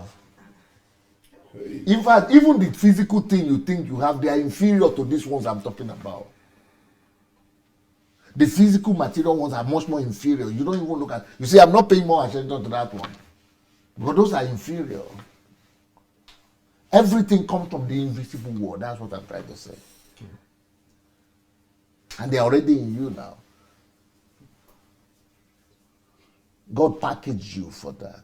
He put on that himself. It's not me who did it. He himself did that. And even if you don't know, or you know, or even if you don't want it, he still puts all those things in you. For your success, for you to excel.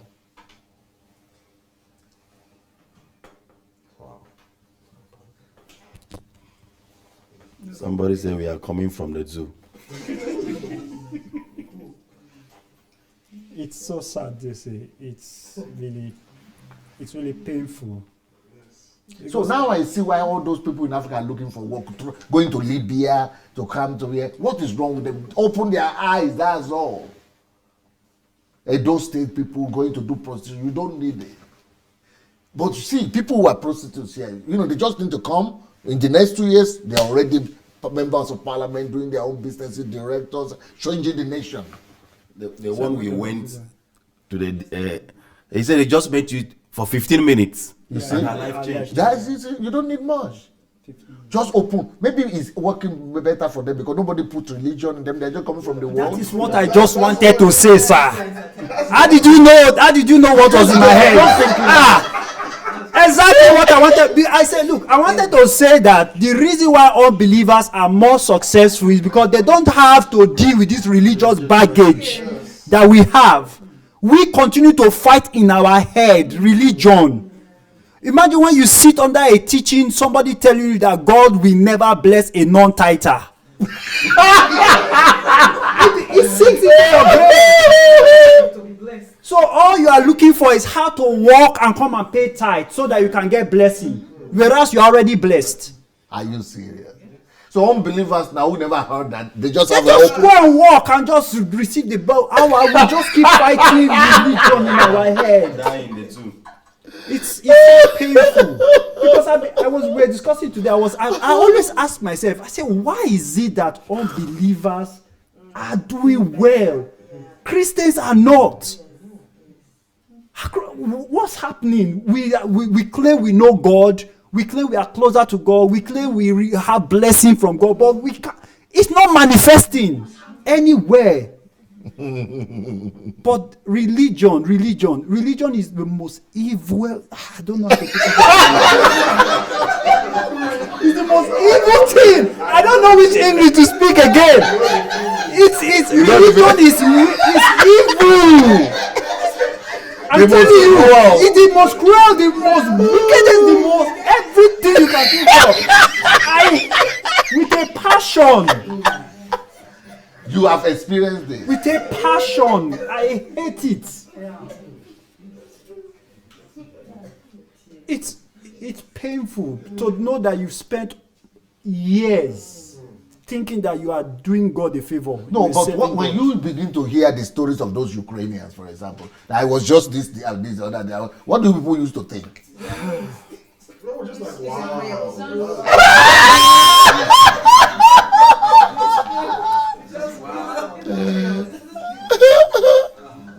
Sir, if you take religion out, I know Nigerians, very enterprising people, very hardworking. Just take religion out of their way. The country will just change. That is our major problem, and that's when we talk against these men of God and criticize their doctrine. People don't understand. Say, go and face the government. The government don't have the solution. No, but the government doesn't brainwash you now. Yes. It's the church that's everything government, whereas the church has just blinded them. When they say the God of this world, let them forget Satan, put Satan one side. For Satan has been defeated a long time. Religion. You didn't want to say that. Yeah, I just wanted to cite the example of the center we went yesterday, because when you look at these invisible resources, the lady was telling us of how she discovered that she could be good with children. I think there was parents that brought their child to the hospital, and the child was crying without ceasing, shouting. Nobody know what to do. And then she went there and started banging on the wall or somewhere. And the child calmed down, started banging with her. And then she squat down, started hitting the floor. The child squat down, started hitting the floor. And the parents, they were just surprised. Said, what's going on? And I think that is where she said... You mean she didn't do prayer and fasting? No, see, that's where she discovered that law, her purpose. Yes. No seeking and praying. No seed sowing. No seed sowing to discover her purpose. So it's easy. The invisible resources, what she had inside.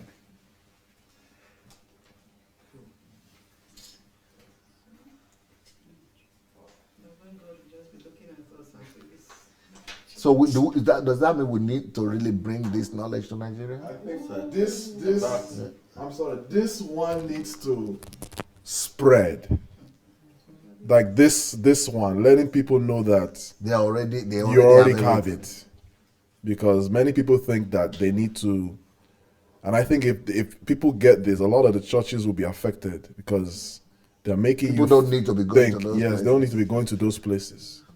Because they don't know that they are invisible resources. Maybe I need to write a book, Discover Your Invisible Resources. I think yes. I think it's very, because to me, I'm still like, wow. I can't believe that this is just like this. Just one question. Yeah, please. How do you actually get that message across to all the churches? Like what you're saying is that... Say it to the microphone, please. Yeah. From what you were saying is that this needs to, the word needs to be spread. Yeah. I mean, how do we get this message across to these other churches? Good question. How do we get the message across to the other churches that that haven't been sharing this information? There will be moral obligation. I have to do Facebook Live. Facebook Live. Yeah. You do Facebook Live, write books. Try to put it on radio, television. That's what we'll try to do. But it would be a powerful message, wouldn't it, to get across? Yeah. It's going to set a lot of people free. empower them.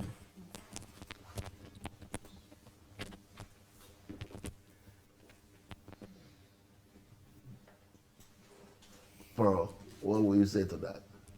I think I've said it. I'm just seeing you. Something is going on in you. So I want to hear what is going on in your thoughts, in your mind.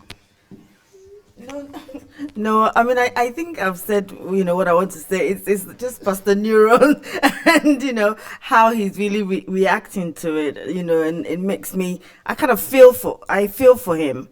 I feel for him because a lot of the times we just really feel inadequate, for what we feel our purpose is. And so we always, at least some of us, just settle for the fact that we'll never really be maybe great achievers, like we've seen. Everything is there for you to be great achiever. Yeah, we don't see. You don't need to be anointed. You don't need to pray. No, we don't see like that. Go to church. No, we don't see like that. We always see that our pastors are the ones who are the great achievers.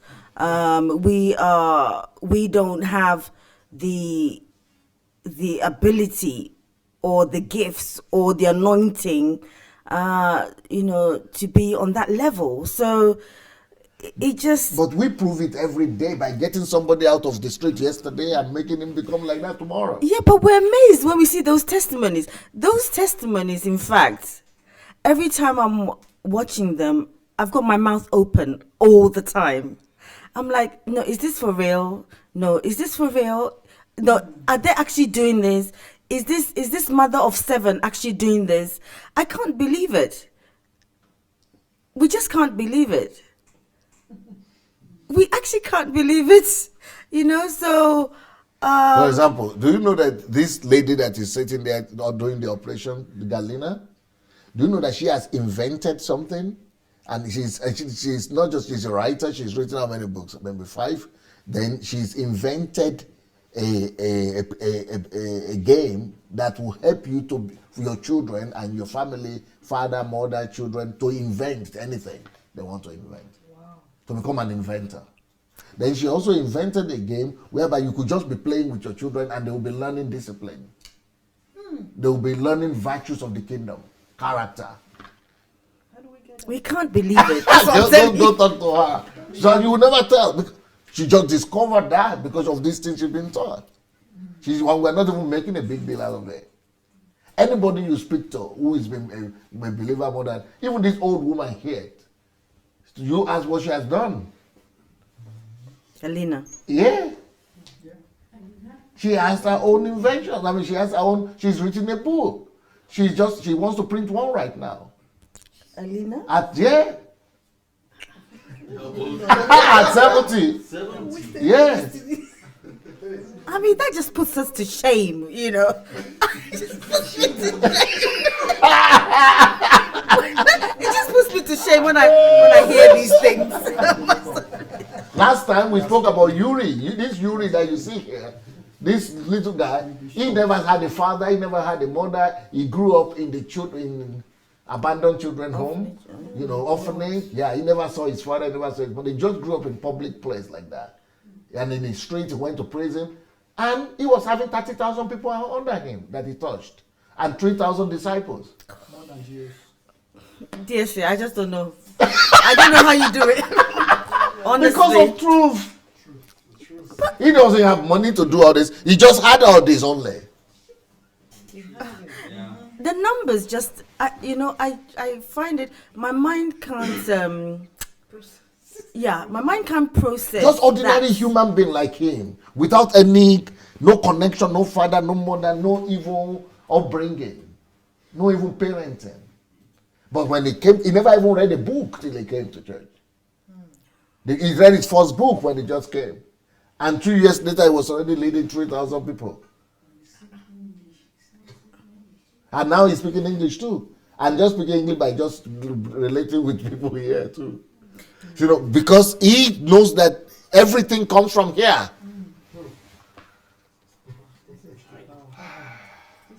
So these people don't have anything in the physical, but they create it out of knowledge, these things and that.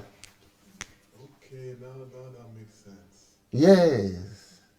Tell us what you got.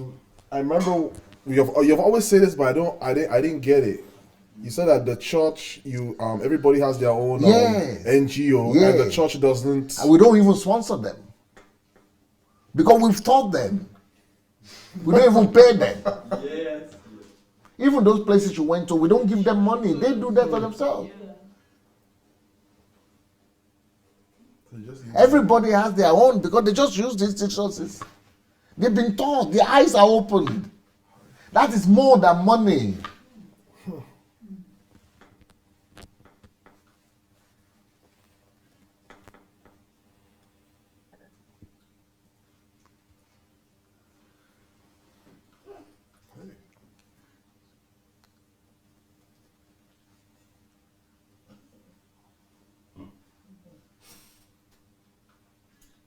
This is deep.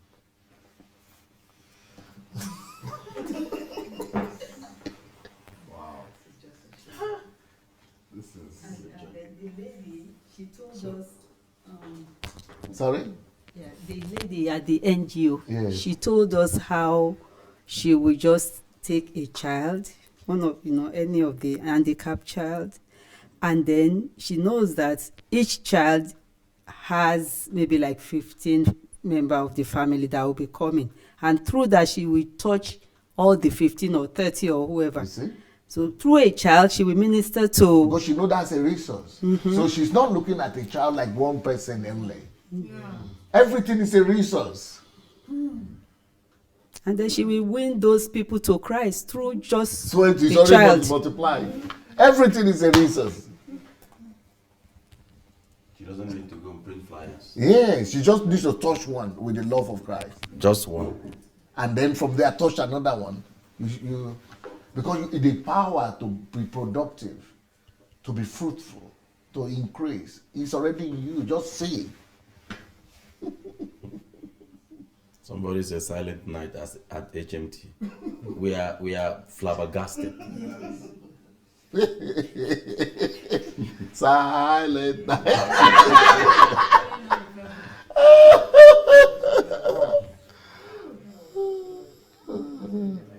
That's what Joshua was saying, that I have so much.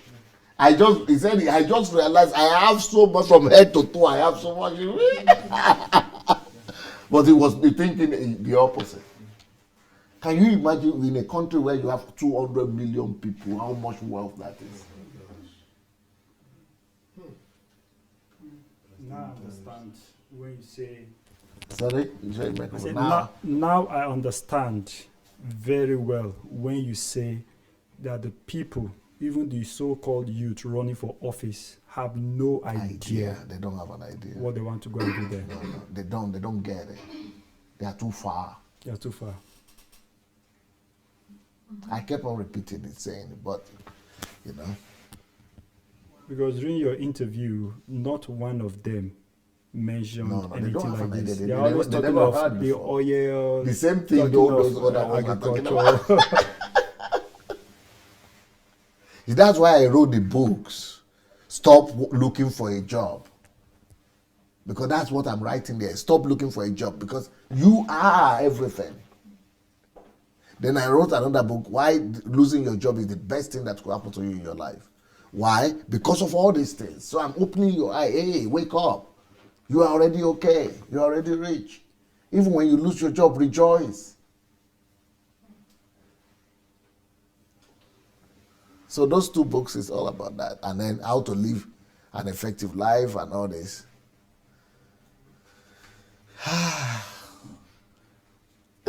God have mercy.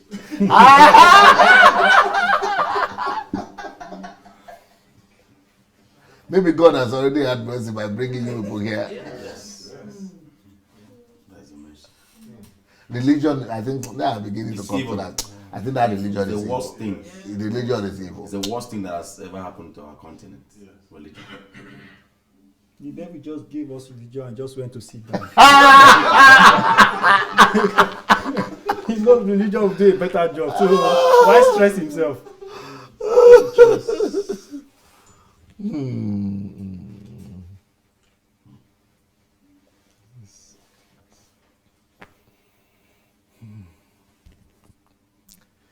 Okay, so this is the invisible resources, that, example of it. And, you also remember the way I used it in that. So in 1 month, in that particular dormitory where I was, there were 40 disciples that I had. Yeah, who are all following me. So we started the church from there. We had already started the church, but when I went to that place in the 1 month, we had 40, 47 kind of them following students. Because I was using my resources, just using my natural nothing. I didn't have more money to eat, food to eat at that point. A missionary from South Africa came and brought some candies. I was eating those candies for 1 month. No food. But I had, it produced, I was using my resources. So nothing physical, but just those invisible resources. If you go to the street and see a homeless person, show love. That is, you get that person to be your disciple. If you go to the market, somebody is selling something to you, show love. Don't just buy. You win that person over to you, you become friends, you invite him over for your tea.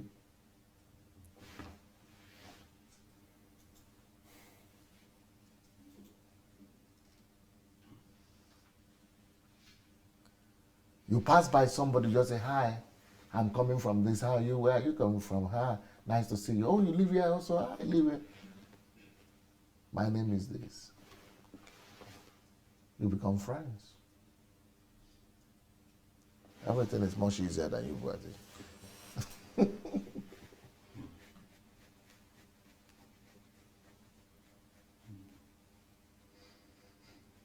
Oh, can I pray for you?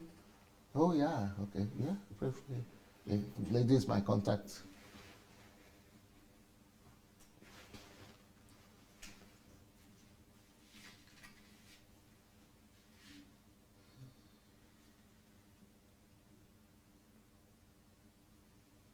Touch people, touch people. If you notice me, I touch people, hug people, kiss people. Some of them will run away and say you want to rape them, but don't worry about it. You know what you're after. But communicate love.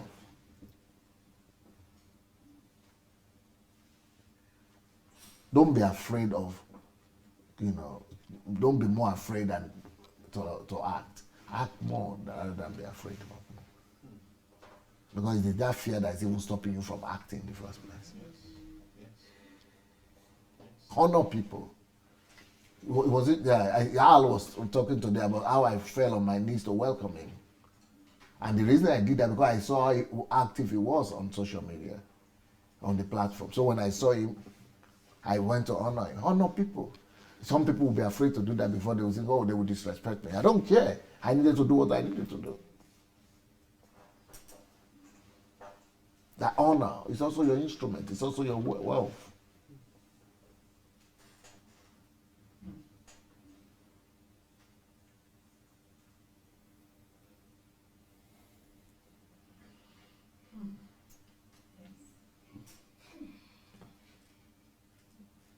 What will you say, bro? She was busting out. She was busting. Give her the thing.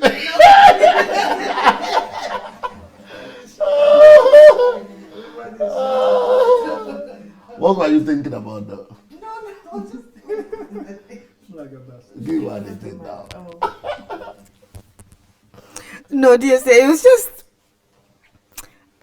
the first time or one of the first few times I saw you in Facebook, you were kneeling down to an older Caucasian woman. Okay. I think it was in your church. Yeah. And I was just amazed. Why? Well, because it seems to, from where I'm coming from, with what I know, in quotes, men of God. I mean, to come and hug you, to show you affection is hard enough. Let alone honor, respect. Yeah, that is just. So when you mentioned about owl, I was just like, it amazes me. What were you thinking? You saw me leaning down to greet an older person? Yeah. But that person is older, so what about him? He's younger. Well, exactly. No, it was not even the age. It was the act. Okay. It was the act, and so it's impossible and for the a man of humility. God? No, the humility that went with that, and I just thought, wow, this is. I don't idolize any man, but I just thought, oh, I want to be like Jesus. I want to be like that. to be able to love people and honor people without feeling that it deprives you of any, of anything. It's just not something that we see. Maybe that's why we don't do it. It's not something that we are accustomed to seeing. It's not modeled, if you like. No, I just wonder, but all of you are honoring those men of God. I see members and Christians bowing down before all men of God all the time. Yeah, because... But why can't the Bible say honor one another? Not just honor the men of God too should honor. Honor one another. No. You know it's written somewhere in the Bible like that? It is. Honor one another. So it's not just you should honor me, but I too should honor you. No, but they don't teach that aspect. They don't teach the aspect. They teach that we are to honor them. In fact, the visiting preachers actually preach, honor your pastor, take care of your pastor, give your pastor income. And they don't even teach us to love and honor one another. Ooh. We don't even in the church really love one another and honor one another. If one of us can't pay our bills, we can pass that person and go and pay our tithes and our offerings. Yes. And the person can't pay their rent for the month or something like that. Because, you're taught to even give to your, to look after your pastors and to give to them. So to see, you kneeling down, I mean, you didn't have to, but it's just, I just think, Jesus would do that. Jesus loved the prostitute. Jesus, loved the tax collector. Jesus was not judgmental, and we don't really see it, modeled for us. And that's why it's, it amazes me. It shouldn't, but I. So then members will not be honoring one another too? No. So you will not be standing before everybody on your knees? Oh my God, I don't think I've ever done that. No. It's not that I'm doing it consciously like, oh, I'll never kneel before you. But of course, maybe I may hug somebody or I may try to love somebody, but I don't think it would have even come to my mind to go to that extent of honoring to that level. What's wrong? But yet Jesus washed our feet. Yeah. Yes, so it shouldn't be an issue. That's what I'm saying. It should not be an issue for me to do that. But it's not even something that I would think about doing to my fellow human being or colleague, or I just will not think about it. Okay, if you feel like honoring them, what do you do? Well, I mean, I'm not saying that I don't honor. I'm not saying that how do you express that? Okay, we can hug. Hello. We can hug, can give money. They want you to start. Oh, sorry. Oh. Honor is money? Ooh. I've heard it several times. Now, honor is money. No, it's not possible. Yeah, you see, when the Bible says a man of God is deserves double honor, you see that double honor there is talking of money. You say that's nothing else than money. Cash. Our Nigerian people like cash. Okay. What kind of Christianity are these people practicing? I don't think they got I don't think they have an idea of what Christianity is. But they're not seeing anything wrong. They feel that's the best. We have job to do in that place, man. They will fight you with their lust.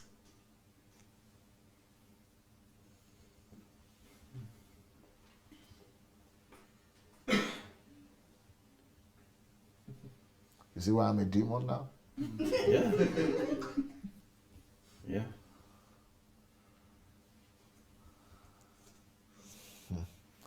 Okay, I think we should, let's try to go on, I think.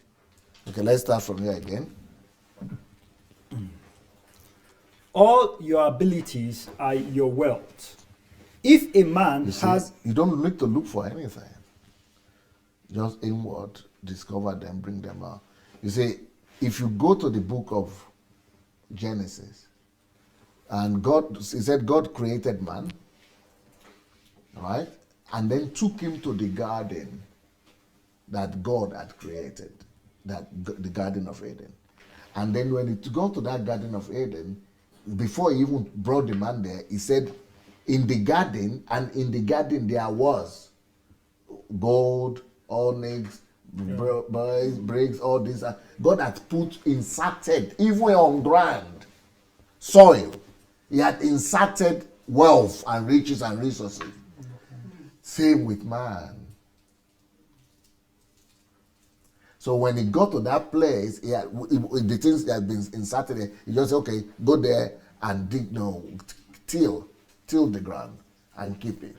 Because till it, why? Because it's full of resources. The same with you. The very first ground you need to till is you. Because you, your land, your heart, your life, your personality is full. You, from heaven, you have been packaged, load packed with all kind of resources. So you need to till yourself, till that ground. That's your first responsibility. Till the ground, and then before you begin to look around you, you start by tilling the ground, being responsible for the ground of your gifts, of your mind, of your potentials, of your resources. You already have everything. Anyway, go ahead, sir. all your abilities are your wealth. If a man has ability to speak well, it is a resource because he has good potential to be a politician. Good look. Not just politician, a preacher, a friend, a counselor, that advice, anything. You can do anything. You can speak. Go ahead. Look good. He can make an impression on people and tie vital contacts. Be diligent. He can become an ace in the investigation of any matter. And then he can get to spheres where investigation, others... that's trying to say research. Research. You can research anything and become the best in that. Okay? He can get to spheres where others cannot enter. Because you are smart. Okay? Matthew 25 verse 14 to 30. For the kingdom of heaven is like a man traveling to a far country who called his own servants and delivered his goods to them. And to one he gave 5 talents. See, that's how God is. Before he sent you to the world, he loads you up like this. He's talking about God. He doesn't send you to the world empty-handed. Okay? And to one... He said that's the kingdom of God. He's talking about his kingdom. That's the way he behaves. So you don't need to go for any prayer session for pastors to lay hands on you. What hands? You have your own hands. Okay? For the kingdom of heaven is like a man traveling to a far country who called his own servants and delivered his goods to them.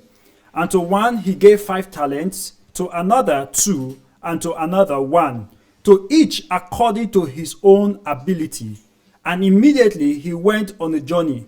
Then he who had received the 5 talents went and traded with them and made another 5 talents. And likewise, he who had received... He's not trading with something else. He's trading with what he has. What he already had inside. He's not looking to get something again.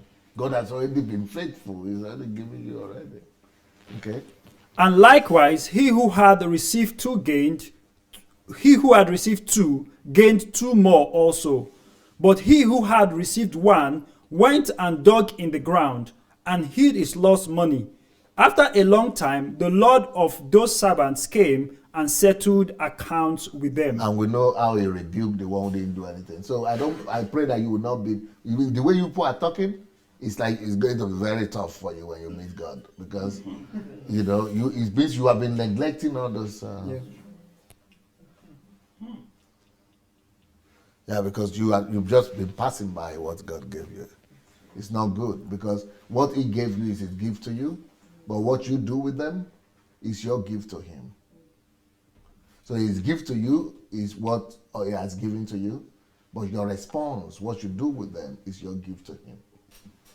Okay. Do not neglect what God has already given you. You see, don't just abandon or spite them. God has given everyone talents, gifts, abilities, and opportunities. Example, parable of the talents in Matthew 25, verse 14 to 30. The slave who did not appreciate one trusted talent was thrown into the outer darkness. He neglected the talent which was given him by God. Which means that's what most people have been doing. And we know the story, so why should we still make the mistake? What if the person does not see his resources? And that's what we're talking about. We don't see our resources. Make a list of all your wealth. So that's your assignment for today. What you are good at. 5 to 10 points. Take the best ones and use them, just knowing that you are already rich. A man does not see his resources because he did not develop himself. The more you develop yourself, the more you do self-development, self-education, the more you see. Okay, that's it. Tomorrow we are going to start with the fourth one, long-term plan. That's a different ball game on how to do that one. But you know what is general plan now. That's where we stop today. So I hope you got something for yourself, guys.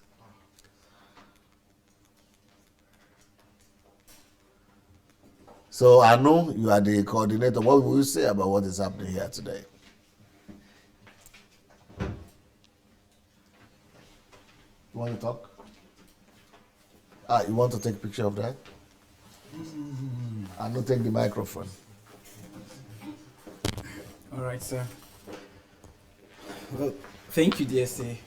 I'm not utterly shocked or surprised by this teaching. Because you already heard this teaching, yeah, or something similar to this. Yeah. No, you've taught. I mean, you didn't even. I don't think you really taught. I didn't teach it today. You didn't. Yeah, it's just your I list. just mentioned it. Yeah, just passing by. I have a whole 6 hours, 8 hours teaching on this. YouTube. Yeah. Yes. On YouTube. On YouTube is Let me see. You're already rich. Yeah, you're already rich. It's on HMT Money and Riches. Yeah. HMT. Yeah. So I was in one of the HMTs where you taught extensively on this subject, like hours, and this was how I was also like like everybody there was just like wow.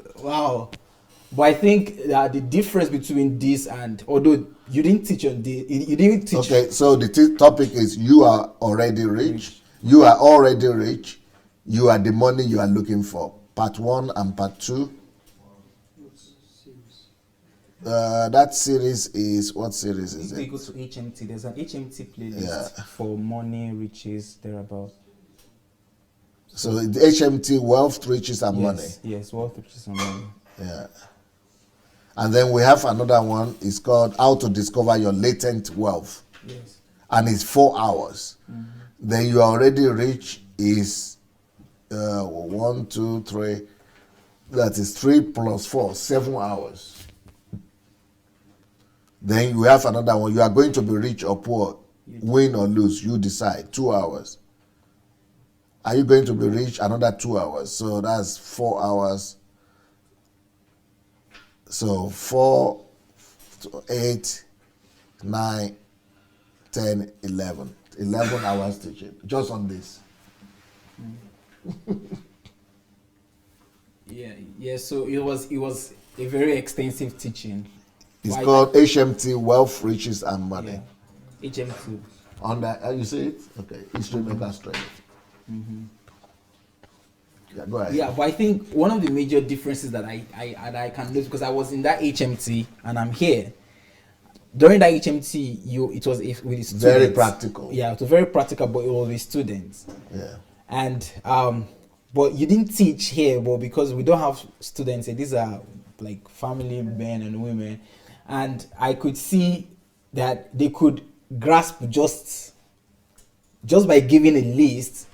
It was like very revealing already. Unlike when you're just a student HMT where you taught all this. Yeah, wow. But I think just listing all of these resources and also you bringing it into how to plan, structure, and achieve your life goals for the next 25 years puts it in a better perspective. Because, you know, most of us, when we were doing this, during the HMT, our end point was, I can get this, I can make money from this. That was it. So for example, you have the wealth of service, well, you can make money from it. You're already rich. So the end point was, or the end goal was, how to convert those invisible resources to money. Yeah, that was my emphasis there. Yeah.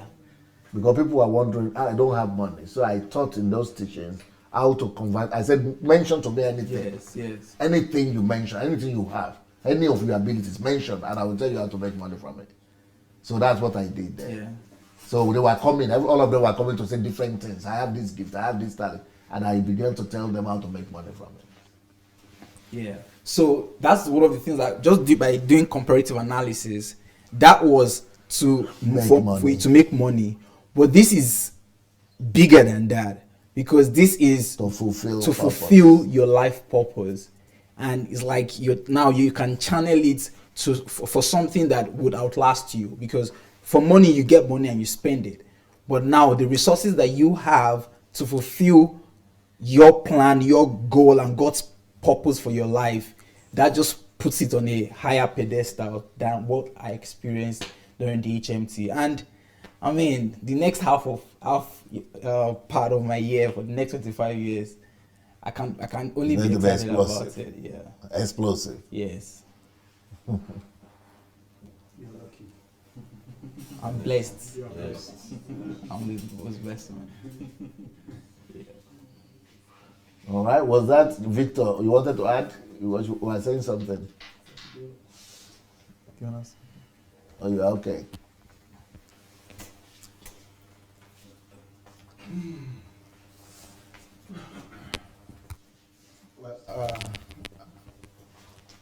Yeah. So, is this a big need like this back at home?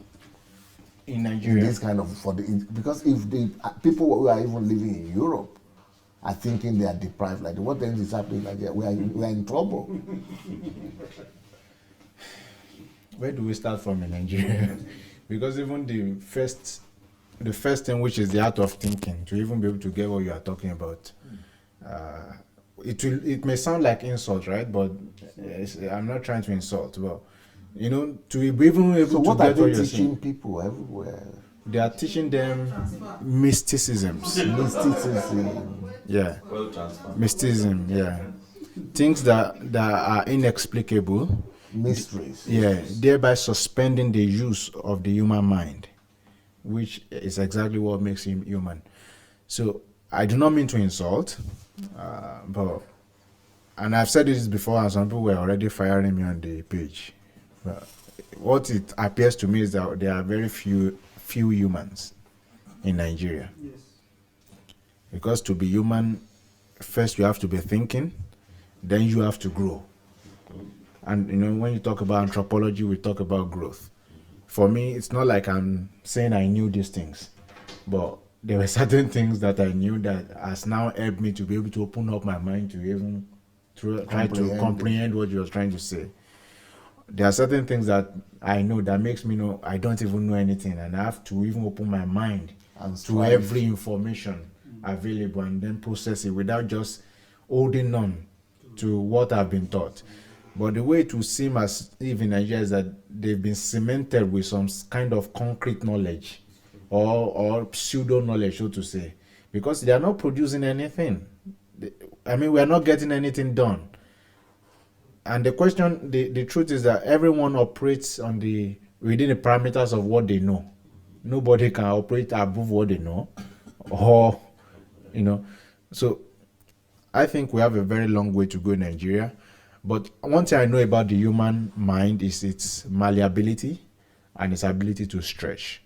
And it will not surprise me if someone comes from the deepest part of ignorance today, and within 3 months changes his life, and you are seeing them making things happen.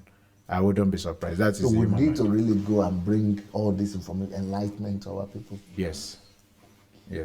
And like we always say every time, the buck stops with every one of us here. And the real challenge for HMT that I've seen, personally for myself and the people I've interacted with, is not in the plethora of what we get to say here. The challenge starts even for us when we get to our homes. And once we can beat that challenge and we know we have become an embodiment of what we've learned, it's easy to disseminate. Very easy to disseminate, because it will just be like we are breathing. Natural. Yes, like we are breathing. Many times with DSA, and this is what's fascinating about him, that you can just be engaging him in a topic now. As I am talking now, I could take him to just another subject. He may not talk like a professor in that subject, but by the time you talk, and especially if it's something he has looked at before, you know that he did not just study that thing to pass through. He studied to become a part of him. So by the time he's speaking as an authority, even in a subject you think it's not his field.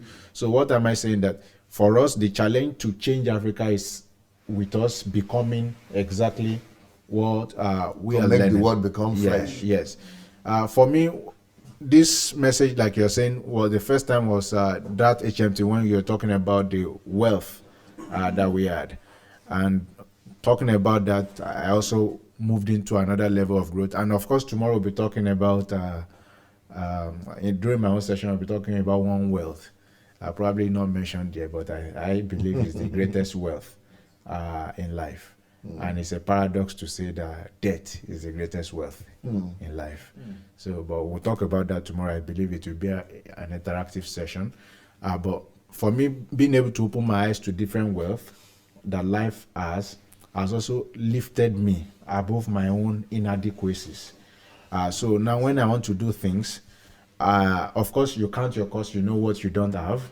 But again, to look deep and be able to see there's so much potential that is in you, that those are the riches that you have. Then the question is, how do I bring out potentials, this wealth that are unseen? How do I bring them out into reality? And I think that is where the concept of becoming exactly what we've learned, writing out plans, and all those things, actually they do come to life, I can tell you. Personally, I think after DSS taught us about that HMT, I think it was 6 months for I and Anu to graduate. So 6 months to graduate, then the next question is, what's the future? And it was just easy for us to move the way every other Nigerian student or who came here, would move. And I remember we started this our specialization without having a single dollar. Wow. But there was a wealth that we had, and we're using those. And But you didn't just start the specialization without dollars, but alongside the specialization, you started doing many other things. Yes, that's what I'm saying. That it was a wealth now that we were using. Yeah, that was now making a lot of other things come into play. And that's the greatest thing I've learned working with DSA. The fact that what all you need is in you, and just for you to discover them, start using them, no matter how small the platform may be. Just keep using it, because it is from you working with your wealth that you have now that helps you discover the next wealth. And he taught us then that the greatest wealth is work. So for me to, although there were balances, hard work. Although there were balances, I had to learn much later. But I took on the challenge. I was working 18 hours a day, and I really enjoyed the result. And that's why I was working till I almost had to pushing yourself too much. So, but I really enjoyed. You know, when you work so hard, you go to school, you come back, you do self-development, and you can see the tangibility of your result. Have you ever been in a place where you are arguing with yourself and you are at the two sides of the debate and they are making sense? Yeah, I don't know how many of us have really experienced that, but that happens once you've really worked so much on your mind that even you within your own self, you are having a conversation. So from DSA, I've learned that. I think the next word I'm trying to get to now is super consciousness. Of course, I'm trying to get to consciousness level yet first. But that ability to be conscious is another wealth I've seen with DSA, and that makes him achieve so many things at the same time. So what does that wealth do to him as of now that I've seen? It means for me, when I'm creating just one product, because of his own super consciousness, he can create 6 products at the same time. It's not. I'm not joking. I'm not hyping him. I'm not hyping him. But it took, I believe, years of developing that. So DSA will be on his pad now. For instance, he's creating a product. You're reading a book to him, meaning he's creating another product. And I've made you jump a line, and you think he's not paying attention. We'll correct you. In the place of creating that product, he can tell you, oh, no, that line itself is a book, write it down. Can you imagine just a line from a book you are reading to him, and it tells you that line itself is a book. So from there, he already knows the concept. So you know, it's just for me that all of these things, they are real. They are not coming from just, they are not abstract, and they are achievable. And so personally, I will also want to go back, not just to this, but to that HMT of 2017, and then combine the two. Because he is more relaxed now, but with the passion that he spoke with that time, then if you like it cool, you keep it cool there. If you like it with passion, you go there and you get it. Either way, the information is there. And thank you, DSA, for pouring all of this out. And I really look forward to tomorrow, where we can have discussion about what I consider the greatest wealth, which is debt.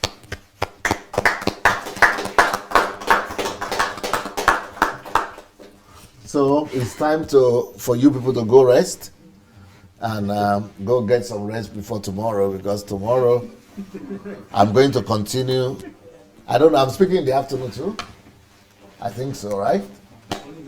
Only in the morning. I'm speaking in the morning. Oh, okay. Anyway, I'll be here tomorrow anyhow. In the morning. Okay, what time in the morning? From 10 to 2. So 10, that is 8 o'clock British time. Okay, I'll be here. So we'll continue we've finished how many levels now? 4 levels? 3. We finished 3. Yeah, we just finished the general plan. Okay, only the general plan we did the whole of that. 3 levels we finished, so we have another 3 more levels to go. Yeah, we have another 3 more levels to go. So it's been nice to be with you guys and with all of you too. So the book I recommend for all of you to get for this topic is what's the name of the book? Let Heroes Arise. Where are the heroes? These are the things you need. This is the book you need to read to really make yourself a hero. And the second book is How to Live an Effective Life. These are the secrets you need to make you live an effective life. Go get them on YouTube, on Amazon, or you could write to us here, because there are, what do you call it now, discounts here now. So you could use that discount to your advantage, and also you could maybe ask help from some of the people who are here to bring some books to you. So who knows? Anyway, I'm so touched, but I'm sad at the same time. After this, I never knew that this topic would lead me to. I'm so humbled and sad, because I didn't know that the darkness and the ignorance of our people is as much as this one. You know, because this is so elementary, this thing I'm talking about right now. And for us not to even been taught that, and alcoholics here, drug addicts, homeless people are making use of it already, doing great things. And my own people that are educated, that finish universities, that have been in church all these years, they don't know these things. It's making me very sad and very humbled. But we will be able to change history. Peace. All right.